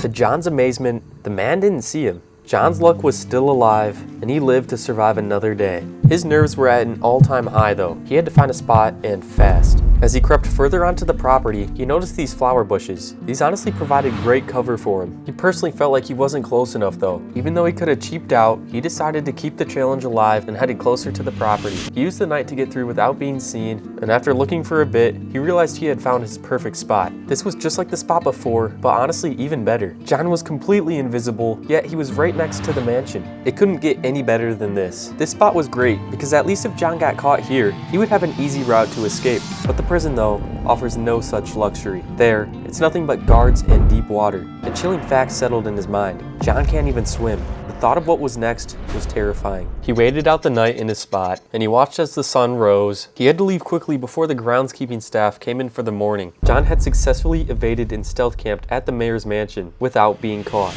But that and Blackwater were child's play compared to the final challenge. 48 hours on Siska Penitentiary, 2 nights on an island you'll only get to in chains.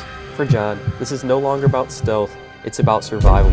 To get there though was not easy. First, John had to find a boat for a long trip ahead of him. He ended up getting it stuck though, so he had to switch to a canoe. On his way, he did some thinking though. He told himself he would do whatever it took on this island to survive, no matter what. After a long paddle, he had made it to the island.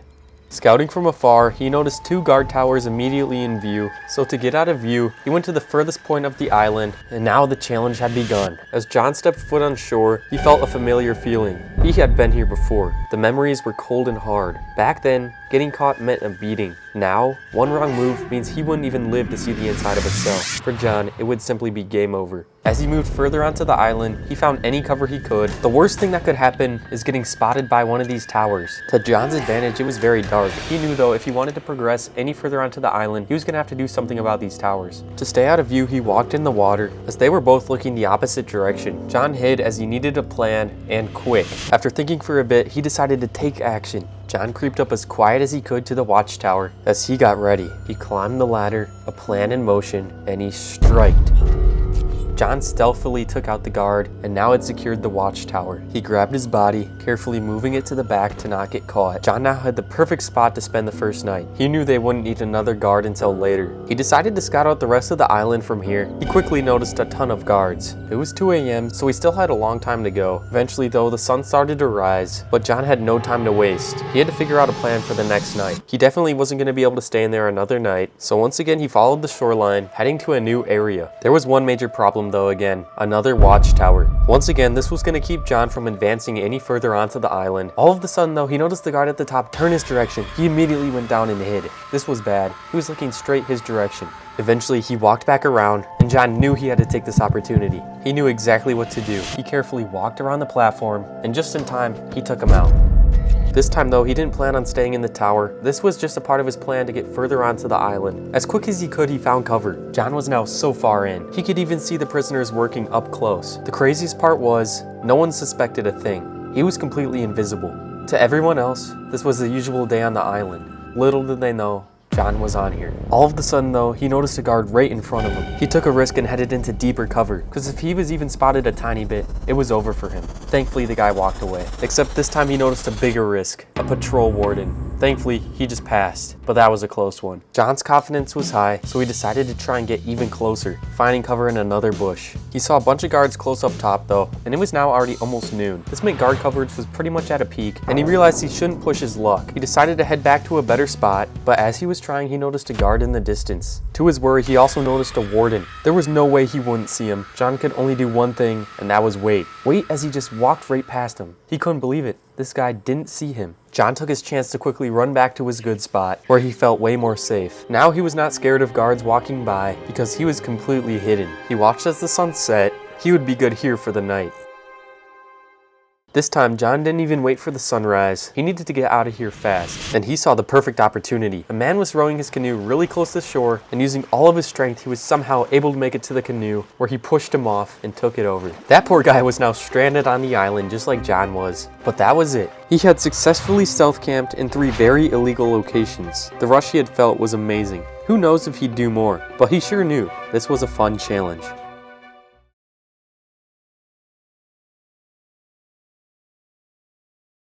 John had just gotten kicked out of his own home. Abigail made it very clear that she wanted nothing more to do with him for a good while. Apparently, him telling her he just needs one more big score was not going to cut it. So now he was on his own with nowhere to stay. Therefore today, John will be checking out every potential option as a new home while he waits for his wife to calm down and let him back in. We all know that could be a while, so he needs to choose a solid option now. There are nearly 20 cabins for him to check out. They all range in different sizes, different interiors, different climates, and much, much more. So without a further ado, John has to check out his first one. The first cabin has him in New Austin, where he can even see Mexico. The first cabin is named Brittle Brush Trawl, and John has now arrived. This property is located right on the San Luis River, and at first glance, this place looks a little bit small, but it also comes with its very own outhouse. And of course, it's on a waterfront. John couldn't wait to check out what it had to offer. Immediately, he noticed the great deck. This was probably the nicest part of this property. It started to rain though, which was the perfect cue for him to check out the interior. Obviously, this place wasn't huge on the inside as it was a smaller cabin. It covered all the basics though, like having a decent bed. There was even a stove for heat, thankfully, and there were a couple of goods that John could take for his adventure. Besides that, there wasn't anything else, so he decided to chill on the bed for a bit and sleep off the storm. The bed was very average, but it worked, and now thankfully the rain had stopped. Now he could check out the private dock, which was the best perk of this place. It even came with a nice waterfall view, and thankfully the property had an outhouse.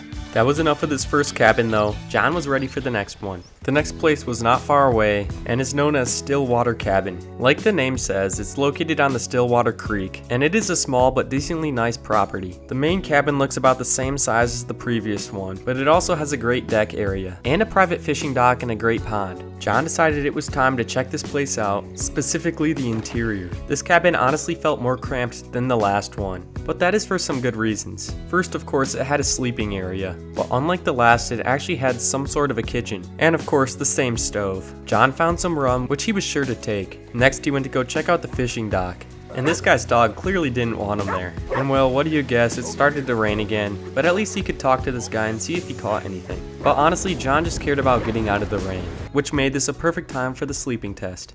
Thankfully, after his sleep, he woke up to no more rain, and he could test out this awesome deck now. It was going to be hard to top this right here, but John had enough of this place. It was time to hit the next cabin. This next one is also on the St. Louis River, and it's known as the Old Bacchus Place. This cabin has a great property, of course an outhouse, and an amazing river view that also comes with a nice dock and boat. Of course, none of that matters if the inside isn't nice. And well, certainly the rats were not a great surprise for John. Honestly, this place was a mess at first glance as well. If anything, thankfully the bed wasn't as bad, but there was stuff all over the floor. This was the first place with a fireplace though, and John did like that. John did have to walk his way through the rubble on the ground, but he did find something inside of the chimney. It was some sort of artifact. That was pretty cool. The pros of this cabin sure were outside instead of inside, so that was definitely important to keep in mind. The place sure had a cool vibe to it at night as well, because the location was just unmatched. This was a perfect time to test out the bed, of course. Well, as you can probably guess by now, in the morning it was raining. John had to quickly get to the next one, which was way west into the desert, where he found his next cabin located right on the lake called Don Julio.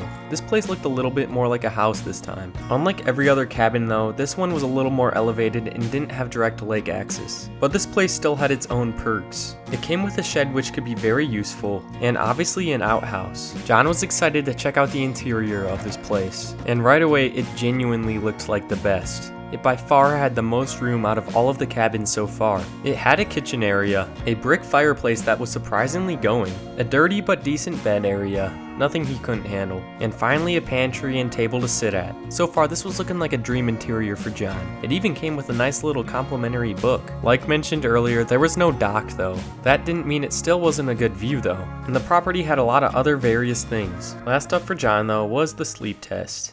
The bed was very average, but it worked, and John awoke to a nice interior once again. This one so far was one of his favorites, and he was ready to move on. There was still 3 cabins he had to hit in the desert before he could move on to the next ones. The first of which was called the Rio del Lobo house. This was the first cabin with no water in sight. The house itself looked decently nice, and it had a good view in the background, but the property itself didn't have anything else. John liked the gutter system that was set up here, but honestly, would they even be necessary in the desert? He walked inside to be pleasantly surprised. Overall, the room was very nice. The cabin had decent space inside, the cleanest tablecloth he'd ever seen, a spotless rug on the floor, the usual stove, and even some nice decorations like a clock and an alarm clock by his bedside. The only thing that looked alarming was the bed itself. What in the world was on the sheets there? Besides that though, that's all this place had to offer, except John did find a lockbox underneath the bed that ended up having some coins inside. Besides that though, all that was left was a sleep test on the nasty bed. And in the morning he was off to the next place, which is called the Pleasance House.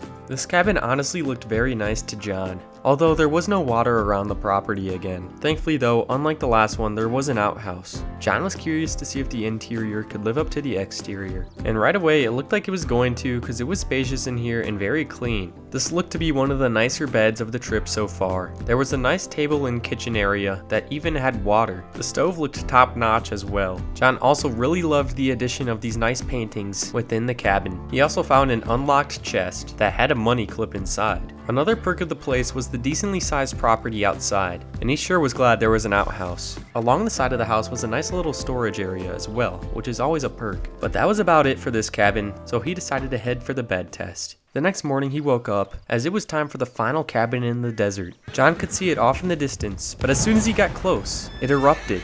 What in the world has happened? Well, I guess it's safe to say that he will not be choosing this cabin as his choice, as this thing was blown to smithereens. To John's luck though, he ended up finding one more possible option in the desert. This place is known as Silent Stead. Right away, John was impressed by the extensive backyard that even had its own goat. There were plenty of workshop items back here as well, which was another perk. The fenced-in backyard made this place unique compared to the rest of them. Now, could the interior match up with the awesome backyard? John was gonna find out, and oh boy did it. This place was one of the nicest so far. There was literally a meal for two set up for him right as he got inside. The nice brick fireplace was also going, and the kitchen had another well pump for water, which was another great perk. The only questionable thing in this cabin was the bed. It had another really weird stain on it, almost in the same exact spot as one of the cabins before. This place was overall super spacious, more than enough for one guy. It actually had a back door too to the backyard, so of course John was gonna check that out. John made eye contact with the goat and it lunged at him, headbutting him to the ground.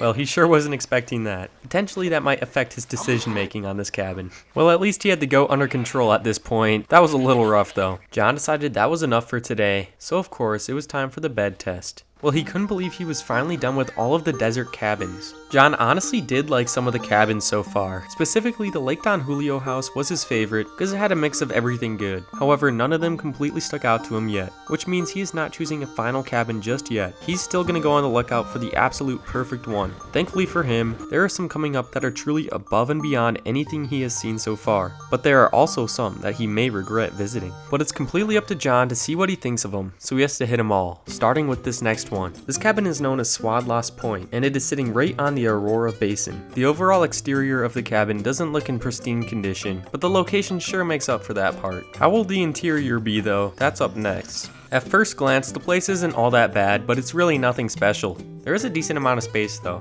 It's got the usual stove, and actually a very decent bed. He likes that it has a solid kitchen area. And lastly, some cool pelts for some decoration. Definitely the best part of this place is not the interior though, it's the lake axis. The place comes with a dock that's unfortunately a little bit destroyed, but the thing John's most excited for is the canoe it comes with. You know John is about to test this thing out. And wow, is this lake awesome. Unlike the desert, this lake is actually blue and clear. It's safe to say John had some fun, but he was done now. This was his cue to head back in and to test the bed out. He awoke to an awesome view in the morning, but he had to leave to hit the next cabin, which John is super excited for. This cabin is known as the Stilt Shack, and it is by far the most unique yet. Obviously, the cool thing about this cabin is it is off the ground and suspended on stilts. It's even topped off with a cool antler rack decoration at the top. And of course, it has to have some pelts too. Probably the coolest part is this chair overlooking the view though. Just imagine chilling at the top of this thing. John could not wait to get himself up this ladder and check it all out. Now obviously the interior is very small, as he's gonna have to lower his expectations for this one a little bit, just due to the fact it's on stilts. It still manages to have a stove though, a very nice little desk area, but unfortunately the bed lacks a little bit. It definitely seems a little less comfortable than the others. Still though, John honestly loved the vibe up here. His favorite part was easily standing at the front porch, just looking off in the distance. Standing up here made John really think about getting a sub from you to help him keep going. And honestly, he loves getting hyped up. So drop a hype on this video if you have one to spare. We'd both really appreciate it. That was pretty much it for this place though. So it was finally time for John to test out the bed and go to sleep. The next morning he climbed down the ladder, but he felt a little more timid to go to the next locations though, since he was about to get hit with the blistering cold and snow. He was very shocked when he got to his first cabin though. The entire place was in complete disarray. Well, this supposedly is the Karen Lodge. There sure isn't much left of it though, the stove being the last thing remaining. Well, certainly John would not be spending the night here. That would be dangerous with no heat or shelter. I guess it's safe to say this was an easy one to check off his list. He still had another snowy one to head to though. And as John pulled up to the next cabin, he was confused. Apparently this is the last one he was supposed to be at. This was the real Karen Lodge. And well, at least this one was put together together. He still had no clue what the last one was though. Clearly this thing didn't look insulated properly though. I guess at least it had an outhouse. And the location of this place was super amazing. But John was worried for the state of the interior. And to be honest, his fears were pretty justified, especially when getting a first glance at this place. Well, the ground wasn't really a floor, and there was zero mattress on this bed frame. I mean, hey, at least it had a table and chair, but it was gonna be a very cold night, that's for sure. Which led John to veto the place. He made the executive decision to dip, as he was already cold and not prepared wearing winter clothes. If he spent one night there, he might die, which is why he was ready to move on to the next cabin. This place was known as Dodd's Bluff, and yes, thankfully, it was out of the snow. Honestly, the whole place looked super average, except the view was amazing. John was ready to find a nice and warm interior, so we headed in. And oh my gosh, what in the world happened here? John could not believe his eyes right now. What had he just walked into? Well, there was currently 2 dead bodies on the floor of this cabin. At this point though, he really needed some rest, and the bed was calling his name. So we carefully walked around the dead bodies and over to the bed, where it was time for a much needed bed test. Well, apparently those dead bodies were in fact not a dream because they were still there. He couldn't believe he just slept with them there. Well, at least it was time for him to move on, as he came up on his most anticipated cabin yet. Welcome to the loft. This may be the true pinnacle of cabins in this world. Just at a brief glance, John knew he was gonna love this place. Of course it had an outhouse. It even had a little tent area right beside it. Its most defining feature is its tower though. John could not wait to check this place out. And well, the inside did not disappoint. First of all, this place had its own mudroom entrance area, a nice looking stove, the absolute nicest bed that John had laid eyes on so far this entire adventure. The frame was literally gold. Of course there was a map on the wall, and a thing John couldn't wait to check out, the ladder to the top. It's safe to say that this place was absolutely massive. John was ready to climb up though, so he started his ascent. He was ready to check this out. The tower certainly didn't disappoint him. He could see for miles up here. This place certainly felt right for John. He couldn't forget though that there was many places ahead of him still that he had to check out. Obviously he liked this place, but who knew what he'd find in the future? He couldn't commit fully just yet. John had enough of the tower though and headed outside. There was one more super cool thing about this place: the basement. At this point, it's safe to say this was basically a dream home for John. Why would he even want to go home to the ranch with his wife at this point? But yeah, this basement had everything. Every possible tool he could need, let alone all of the newest and nicest things. This place was perfect for any type of project he needed to get done. That place was awesome, but he headed back inside because he was ready to sleep in the awesome bed. That was the best night of sleep he had gotten yet, and sadly, it was time to leave the place. The loft got John excited for the cabins up ahead though. Maybe there would be something to top this, but it certainly looked like it was not going to be the next cabin. This place is known as the abandoned trading post for a reason. It literally is abandoned. There was pretty much nothing on the property as well besides the cabin, and well, John was not excited to check out the interior, which ended up being just as bad. I mean, it really lives up to the name. This place is entirely abandoned. There was pretty much nothing inside of here. The sleeping situation sure didn't look fun. It was literally just a mat on the floor, and after checking around the cabin, there wasn't really anything else to do, so John decided to hit the floor, where he was gonna have the ultimate bed test tonight. And well, surprisingly, he got some decent sleep. Hey, maybe this was the true underrated cabin. Just kidding. John knew it wasn't, so he had to head on to the next one. And this next one sure looked like an improvement right away. This place is known as Reed Cottage, and John was liking the sound of that. Cottage sounds more like an actual house versus a cabin, and this one did look bigger. It even came with its own well too, and a little spot for a potential garden. However, this looked like the shell of an outhouse. Not quite sure what was going on here. John knew he was about to see a good interior, and he was right, since this place was massive on the inside. First of all, it had a super nice bookshelf and fireplace area, an actual bed and mattress that looked pretty clean, a nice photo of maybe the owners, who knew, a massive kitchen area that spanned across the entire half of the building, which all made this place absolutely huge on the inside. And John overall was definitely a fan. After looking around, he found something inside of the chimney. It was some sort of map. Who knew what this led to or what it meant, but it was kind of cool to find. He went outside to look around the property, and he found a nice well. He also saw the wood storage on the side, inside, which is always good to have, and just some other general storage on the other side of the house. That was basically it for this cottage though, so John hit the bed and went for the sleep test. Well, he woke up and of course it was raining outside, so he said bye to the cottage and left for the next one. And thankfully by the time he got there, the rain had stopped. This next place was called Deer Cottage. The overall vibe and everything looked almost identical, except this one actually had some plants growing in the little garden. Once again, it had a nice well though, and thankfully a working outhouse unlike the last one. John wondered if the inside would be very similar as well, and it sure was, as this place looked nearly identical to the last one. I mean, at least this time the fire was actually going, but the overall layout was the exact same. It had a bed, it had the massive kitchen, and even the same dining table area. John took advantage of the lit fireplace this time,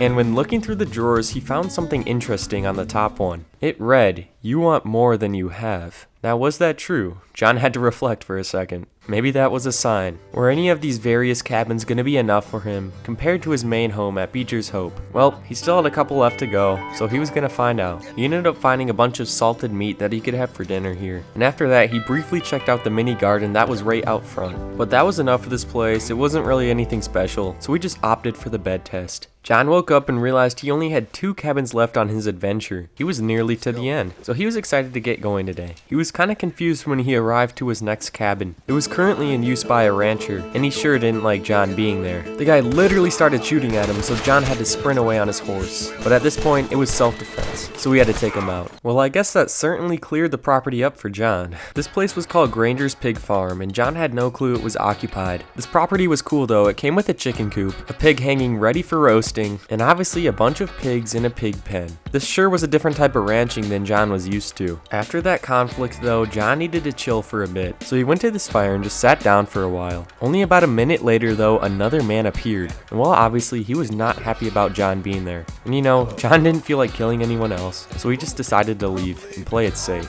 As he was leaving though, he noticed a huge storm rolling in, and he really didn't want to get caught in it before heading to his next cabin, so he decided to set up a temporary camp. After the storm was done, he headed to the deep south. This is where his last cabin would be. And well, he'd heard a lot about this place. This place is known as LeCay, and while he was locked up in the Sitka Penitentiary, this is where the gang hid out. Now this thing is surely in the deep swamp, and is in not the best condition. John couldn't believe this was his final cabin. Maybe the inside could make up for it, and oh boy did it not. This was by far the worst cabin interior yet. I mean, this place was literally a mess. There was stuff all over the floor, and while his sleeping area was surely not going to be on a bed tonight. It was crazy to be here though, and it felt like he was closing up some missing links. As he stood on the back porch, he reflected on his entire cabin trip so far. He started in the desert with some solid options, his favorite there being the Lake Don Julio house. Then he shifted to the unique Stilt house, then to the freezing cold, and then made his way to his absolute favorite, the loft cabin. Well, it's safe to say that nothing came close to that one, especially the one he was at now. John still had to spend the night here though, so it was time for the worst bed test yet. Well, he woke up feeling a little bit sore due to no mattress. He had survived the night though in every single cabin. Walking out of this place made him realize the loft was truly his favorite. He had done it. He had found the cabin he wanted to stay at for the rest of his time.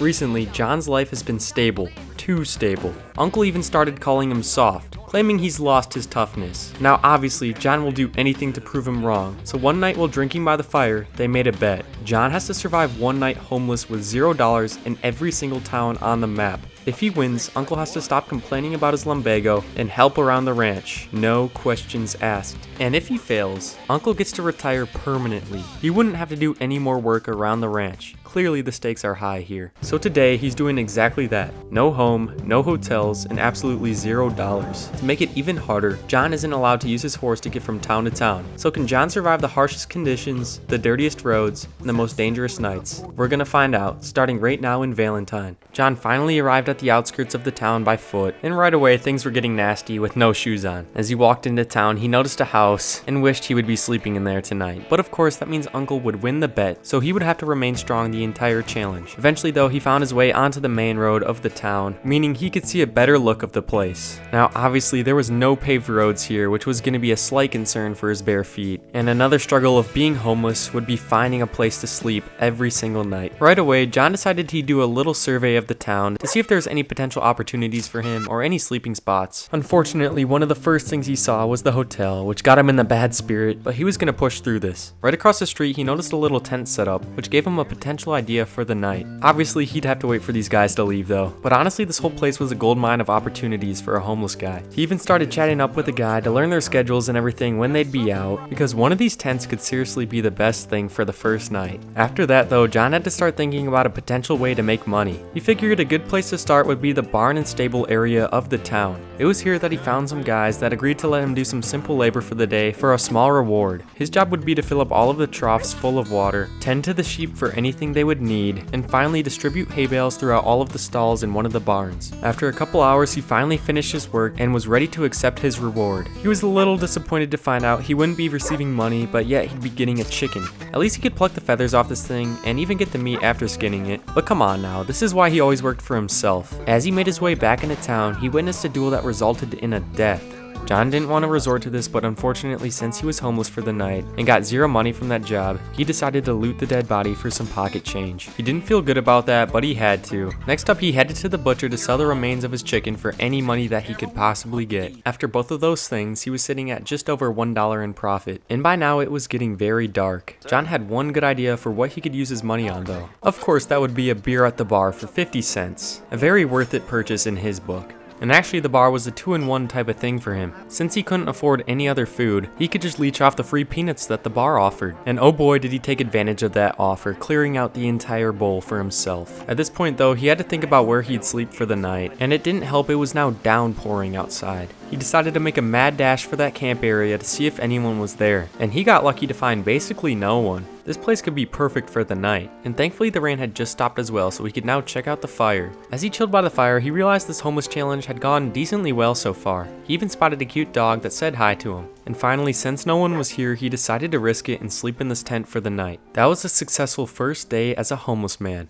What in the hell are you doing? John woke up to a guy staring at him. Thankfully, after some explanation, he really didn't seem to care at all. So John was officially in the clear. He wasn't done leeching off this place yet though, as he noticed a pot of stew. Of course, that meant he had a free breakfast on his hands. So after that, John was ready to figure out how he would get to the next place. And once again, an opportunity was right in front of him. This man was kind enough to let John hitch a ride on his wagon, and thankfully he was going in the same direction he needed to go. John had officially survived his first town homeless, and it was on to the next one, which John eventually made his way over to. The next town he'd be homeless at was Strawberry. And honestly, John loved this place, but this time being here would be a completely different experience. He was going to be completely on the streets. His first course of action was to look for some way to make any money. His eyes landed on a gold mine of an opportunity when he saw a guy fishing at the river. See, Strawberry is located on a river. If he could get his hands on a fishing pole, he could catch as many fish as he needed for either food or selling them. So this was the perfect opportunity if he could make this work. He ended up asking the guy how his fishing was going and if he could borrow his pole for just a little bit. John was meeting some very nice people as the guy allowed him to borrow it. And just like that, John now had a gold mine of an opportunity for making some money here. All he had to do was catch a couple fish, but apparently it was easier to say that than actually catch any here. John's luck had ran out. Cast after cast, he didn't get any bites. It looked like he wasn't going to catch any fish here today. After a while, he gave up as he had his first real failure of the trip. Since he spent a while fishing, he kind of left himself in a bad spot here.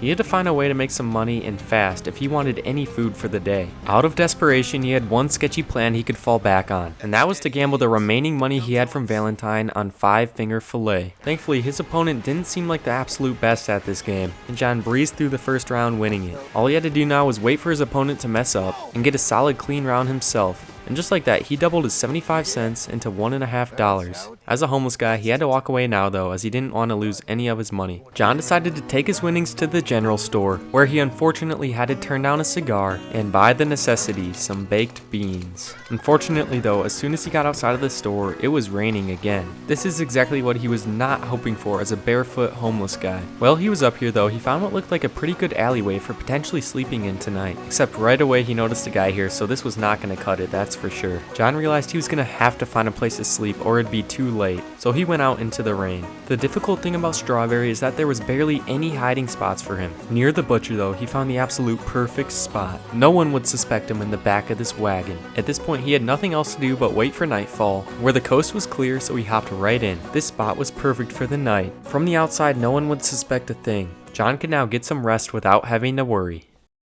When he woke up the next morning, of course it was raining, but thankfully John was able to leave the wagon without anyone suspecting a thing. The hard part now though was to find a wagon to somehow get to the next town. He found one, but the guy refused to let him on no matter the pleading John did. Then he found another but was also brutally rejected again. Then there was another rejection, and another, and at this point John gave up asking. He was gonna steal one.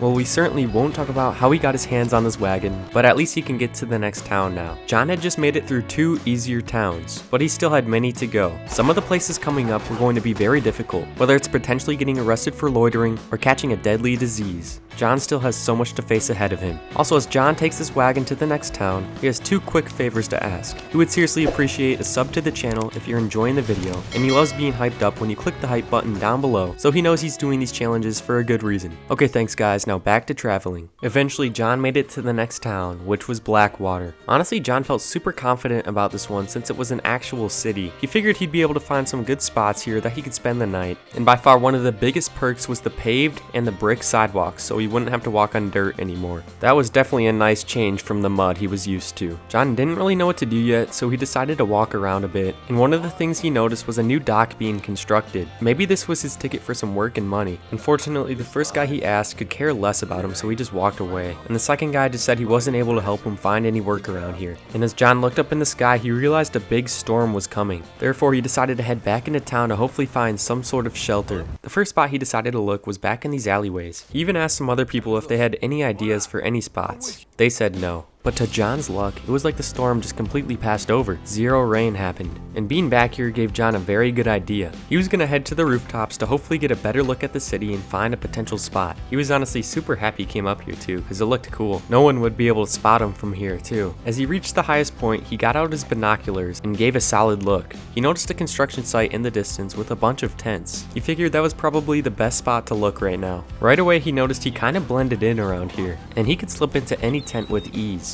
The other guys even talked to him as if he was a construction worker here as well. This place could be his ticket for the night as long as he was confident enough. He also ate his baked beans from yesterday that he completely forgot to eat. The tents inside each had 2 different cots, so as long as one was empty tonight, he'd have a free bed. He also noticed the grounds had a stew pot for the workers. Of course he couldn't turn down free food, so he had to have a meal. But the weather was crazy today as there was so many storms but yet no rain. There were also some crazy lightning strikes in the distance. It was now night as well, and still no one questioned why he was there. So of course he had to relax by the fire for a bit. He also noticed a worker sleeping on the floor when there was 2 open cots, which was kind of weird. But since none were in use yet, John felt confident enough to go sleep in one.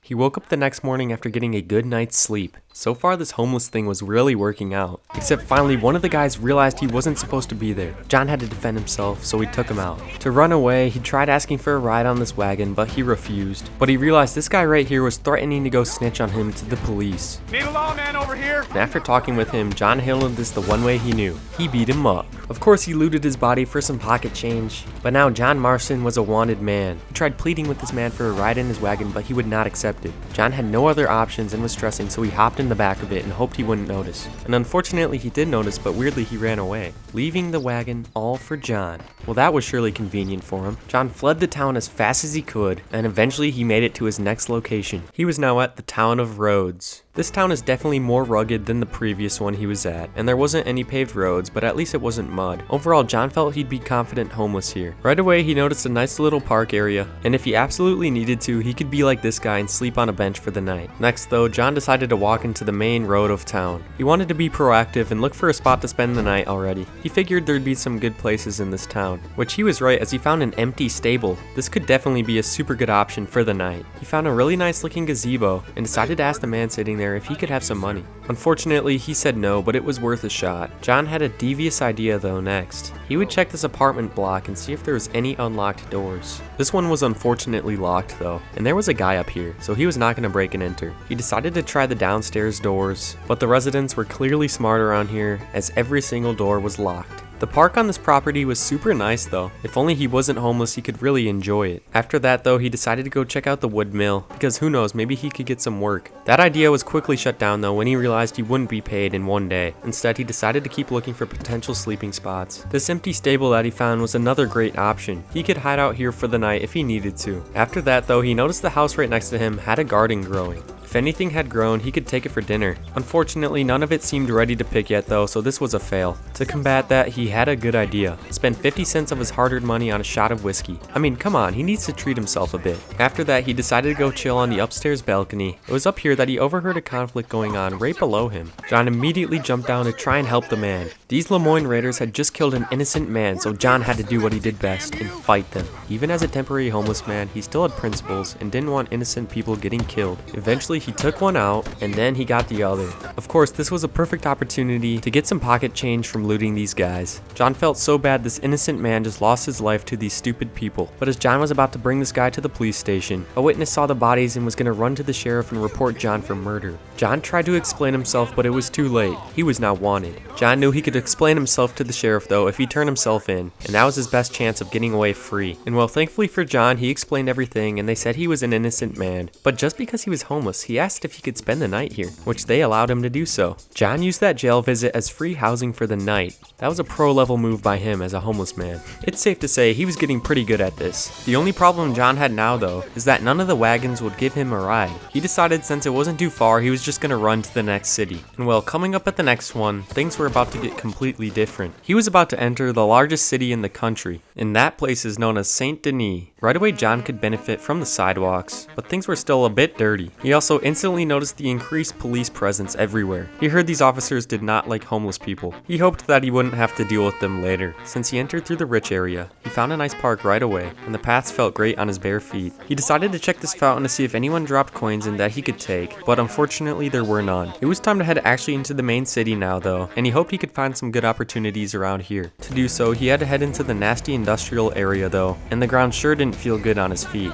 He did this to head to the dock areas, so he could use his fishing pole that he never returned. And this time he was actually successful in hooking a fish. He got it in really quick because it was a tiny 1-pound pickerel. And of course he fished to keep that thing and not throw it away, because he could take this thing over to the butcher where he sold it for $1. He also came over here because it was perfect for him to blend in. If he stayed in that rich area, he'd for sure get arrested. Next, John found a fire, so of course he had to take a tiny chill break at it, because he honestly didn't quite know what to do from here. He figured checking out the market was probably his best bet next, and with none of the shop owners in sight, he decided to partake in a little theft, which of course just had to backfire on him. Another guy was gonna snitch. John could not get arrested in this giant city, so he tackled him to the ground, which maybe wasn't the best idea, because now he was wanted for assault and not just theft. And at this point, he knew he had to just surrender again. It was gonna be the only way out of this. And well, he ended up in a jail cell, but he knew this was not gonna cut it for this challenge. No way Uncle would be fine with him spending 2 nights in a jail cell instead of homeless on the streets. So to keep going with the challenge, he had to do an actual night here in Saint Denis. So the next day after his release, he headed back into town, and well, as you could tell by the state of these roads, he was heading to the worser part. He knew a lot of homeless people stayed in this area, so maybe this was the spot to be. And he was right, it sure looked like this was the spot. There surely would be no police presence back here, as there was already a lot of people just sleeping back here. John decided this is where he'd stay for the night, but he realized it was going to be hard to get comfortable around here, and tensions were clearly already starting to get high as well. Since it was nearly dark, he decided to keep looking around a bit more, and he ended up finding these guys chilling at a table with a bunch of whiskey. And after talking for a bit, he figured it was fine if he just grabbed a bottle himself, but clearly it wasn't. I'm taking this to the law. John had another snitch on his hands, and this time he was going to deal with it right away. Obviously, no one would help a snitch back here, so John was able to scare him a bit and even rob him of his few coins, where eventually the guy pleaded he wouldn't tell, and John was safe. Well, now with none of them here anymore, it technically wasn't stealing, right? John sure liked the thinking of that, so he indulged in some whiskey. And being homeless wasn't easy, so he was going to have another, of course. And you know, since he already had 3 full bottles, he might as well have a 4th. And then he told himself to hit 5, he would have 1 more, and then he'd finish the night. But it looked like the night finished for him.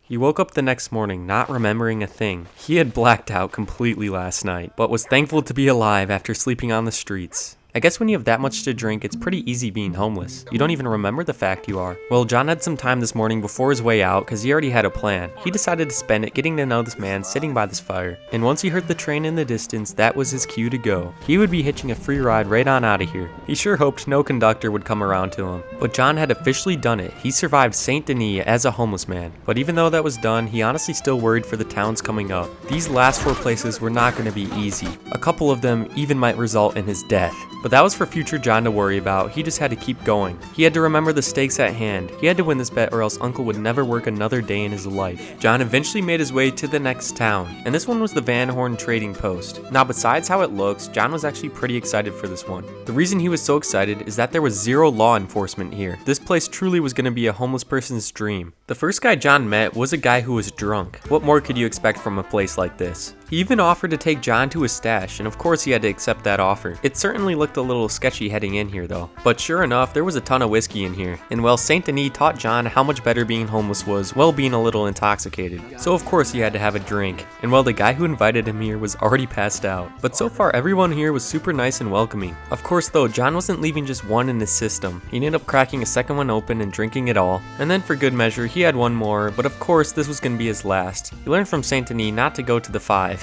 But wow, those 3 sure hit him way harder than he expected. I mean, at least he didn't black out. But at this point, he was barely even able to function or think as he walked back into town. Right now, he was obviously not able to think properly. So when he noticed a guy getting beat to death outside of the saloon, he had to step in. And drunk John took care of him with ease. But now he found everyone shooting at him. Even though there was no police force, people still had their own way of handling things, and certainly they were not happy with John. As he ran away, he started to sober up quickly and realized that was not the move. Eventually, he ran far enough away where things started to cool off a bit, and he figured he could head back into town now. Thankfully, no one was mad at him here, but he certainly learned his lesson about drinking too much in the future. John decided he'd start looking around at potential sleeping spots, but thankfully here, he wouldn't have to worry much because he could sleep about anywhere without getting in trouble. And John was happy to find a fire, because after that runaway, he needed a spot to chill. But after that, John went back to the scene of the crime to hopefully loot the bodies for some pocket change. He got $1.30 off the first guy, and then nearly $2 off the second guy. You gonna get some lead in that head of yours? All of a sudden, a guy started pressing John though, so he took care of business and tackled him to the ground. He made sure no one knew to mess with him, except everyone started shooting at him again.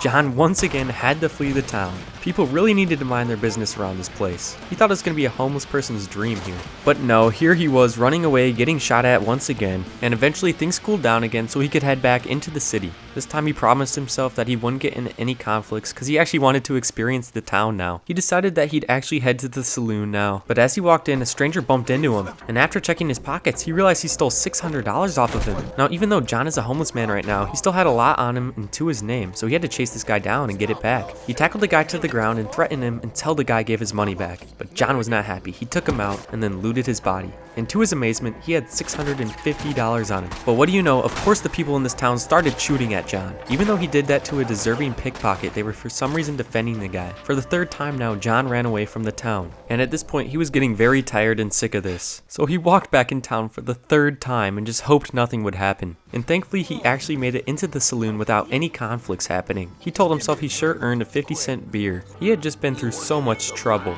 Also, about that $650 he stole back from the pickpocket, obviously he cannot use that for this challenge, so it was going straight to his savings. Well, back to the town, certainly it was more relaxing when he wasn't in a fight, so he was going to keep things chill. He then went to the store to buy some dinner, which he ate with a nice view of the river. After that though, he actually decided to look for a spot to sleep now, and he ended up finding something right next to that fire he was at earlier. Now this was an outhouse that had a mattress in it, and while certainly it would be kind of nasty to sleep in this place, but it looked too perfect for him to ignore it. He would actually get to sleep on something comfortable tonight. For the rest of the day, he kept it chill as it started to get dark, and now was a perfect time to go to bed in his outhouse. He sat down ignoring the smell, and he was off to bed.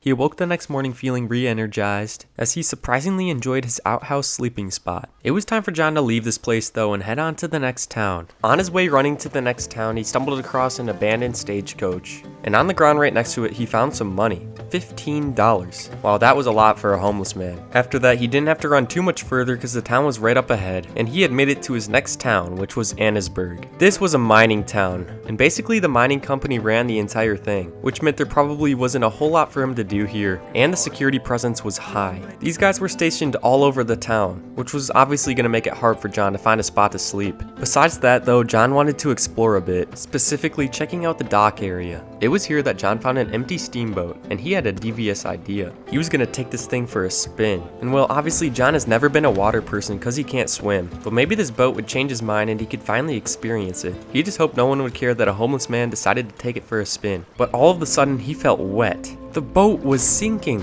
which meant John was now helpless swimming in the water, barely struggling to stay alive.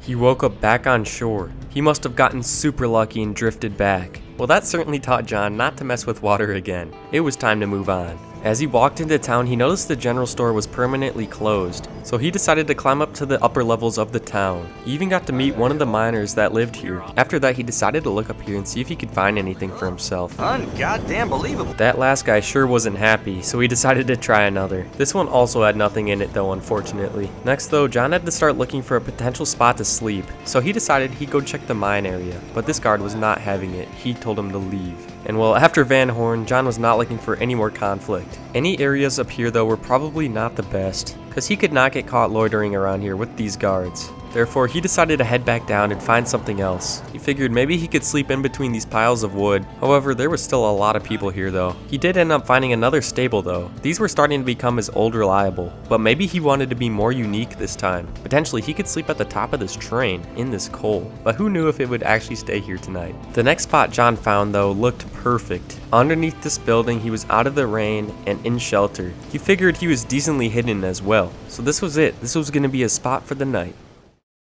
He woke up the next morning after not getting great sleep, and he had to start moving right away because he heard a train coming. Since the last two towns were so far away, he'd have to hitch a ride. And well, unfortunately, this train was not as nice as the previous passenger train he hitched a ride in, but it was going to do the job, because eventually, after a while, he finally made it there. He was now at the tiny desert town of Tumbleweed. This place for sure was much different than where he came from, but honestly, he figured it should be pretty good to be homeless here. This wasn't the town he was worried about though. That was going to be the final town. All he had to do though was get through these next two, and then he would win the bet. Uncle would have to work with no questions asked. Just the thought of that reignited John's spark, so he was ready to get going. And well, he was super hungry, so he decided to use some of the money that he earned to head to the butcher and buy some salted beef. He felt nice after he finally got a meal in. The first thing that caught John's eye though in this town was the jail. There was also a surprisingly large sheriff force around here for being such a small town. John sure hoped he would not be spending another night in one of these places. This was not going to be him tonight. Well, it was kind of fun to check out, but John had places to go, so he left, because he needed to start thinking about tonight's sleeping situation. And to start off, this abandoned house looked like a perfect place to look.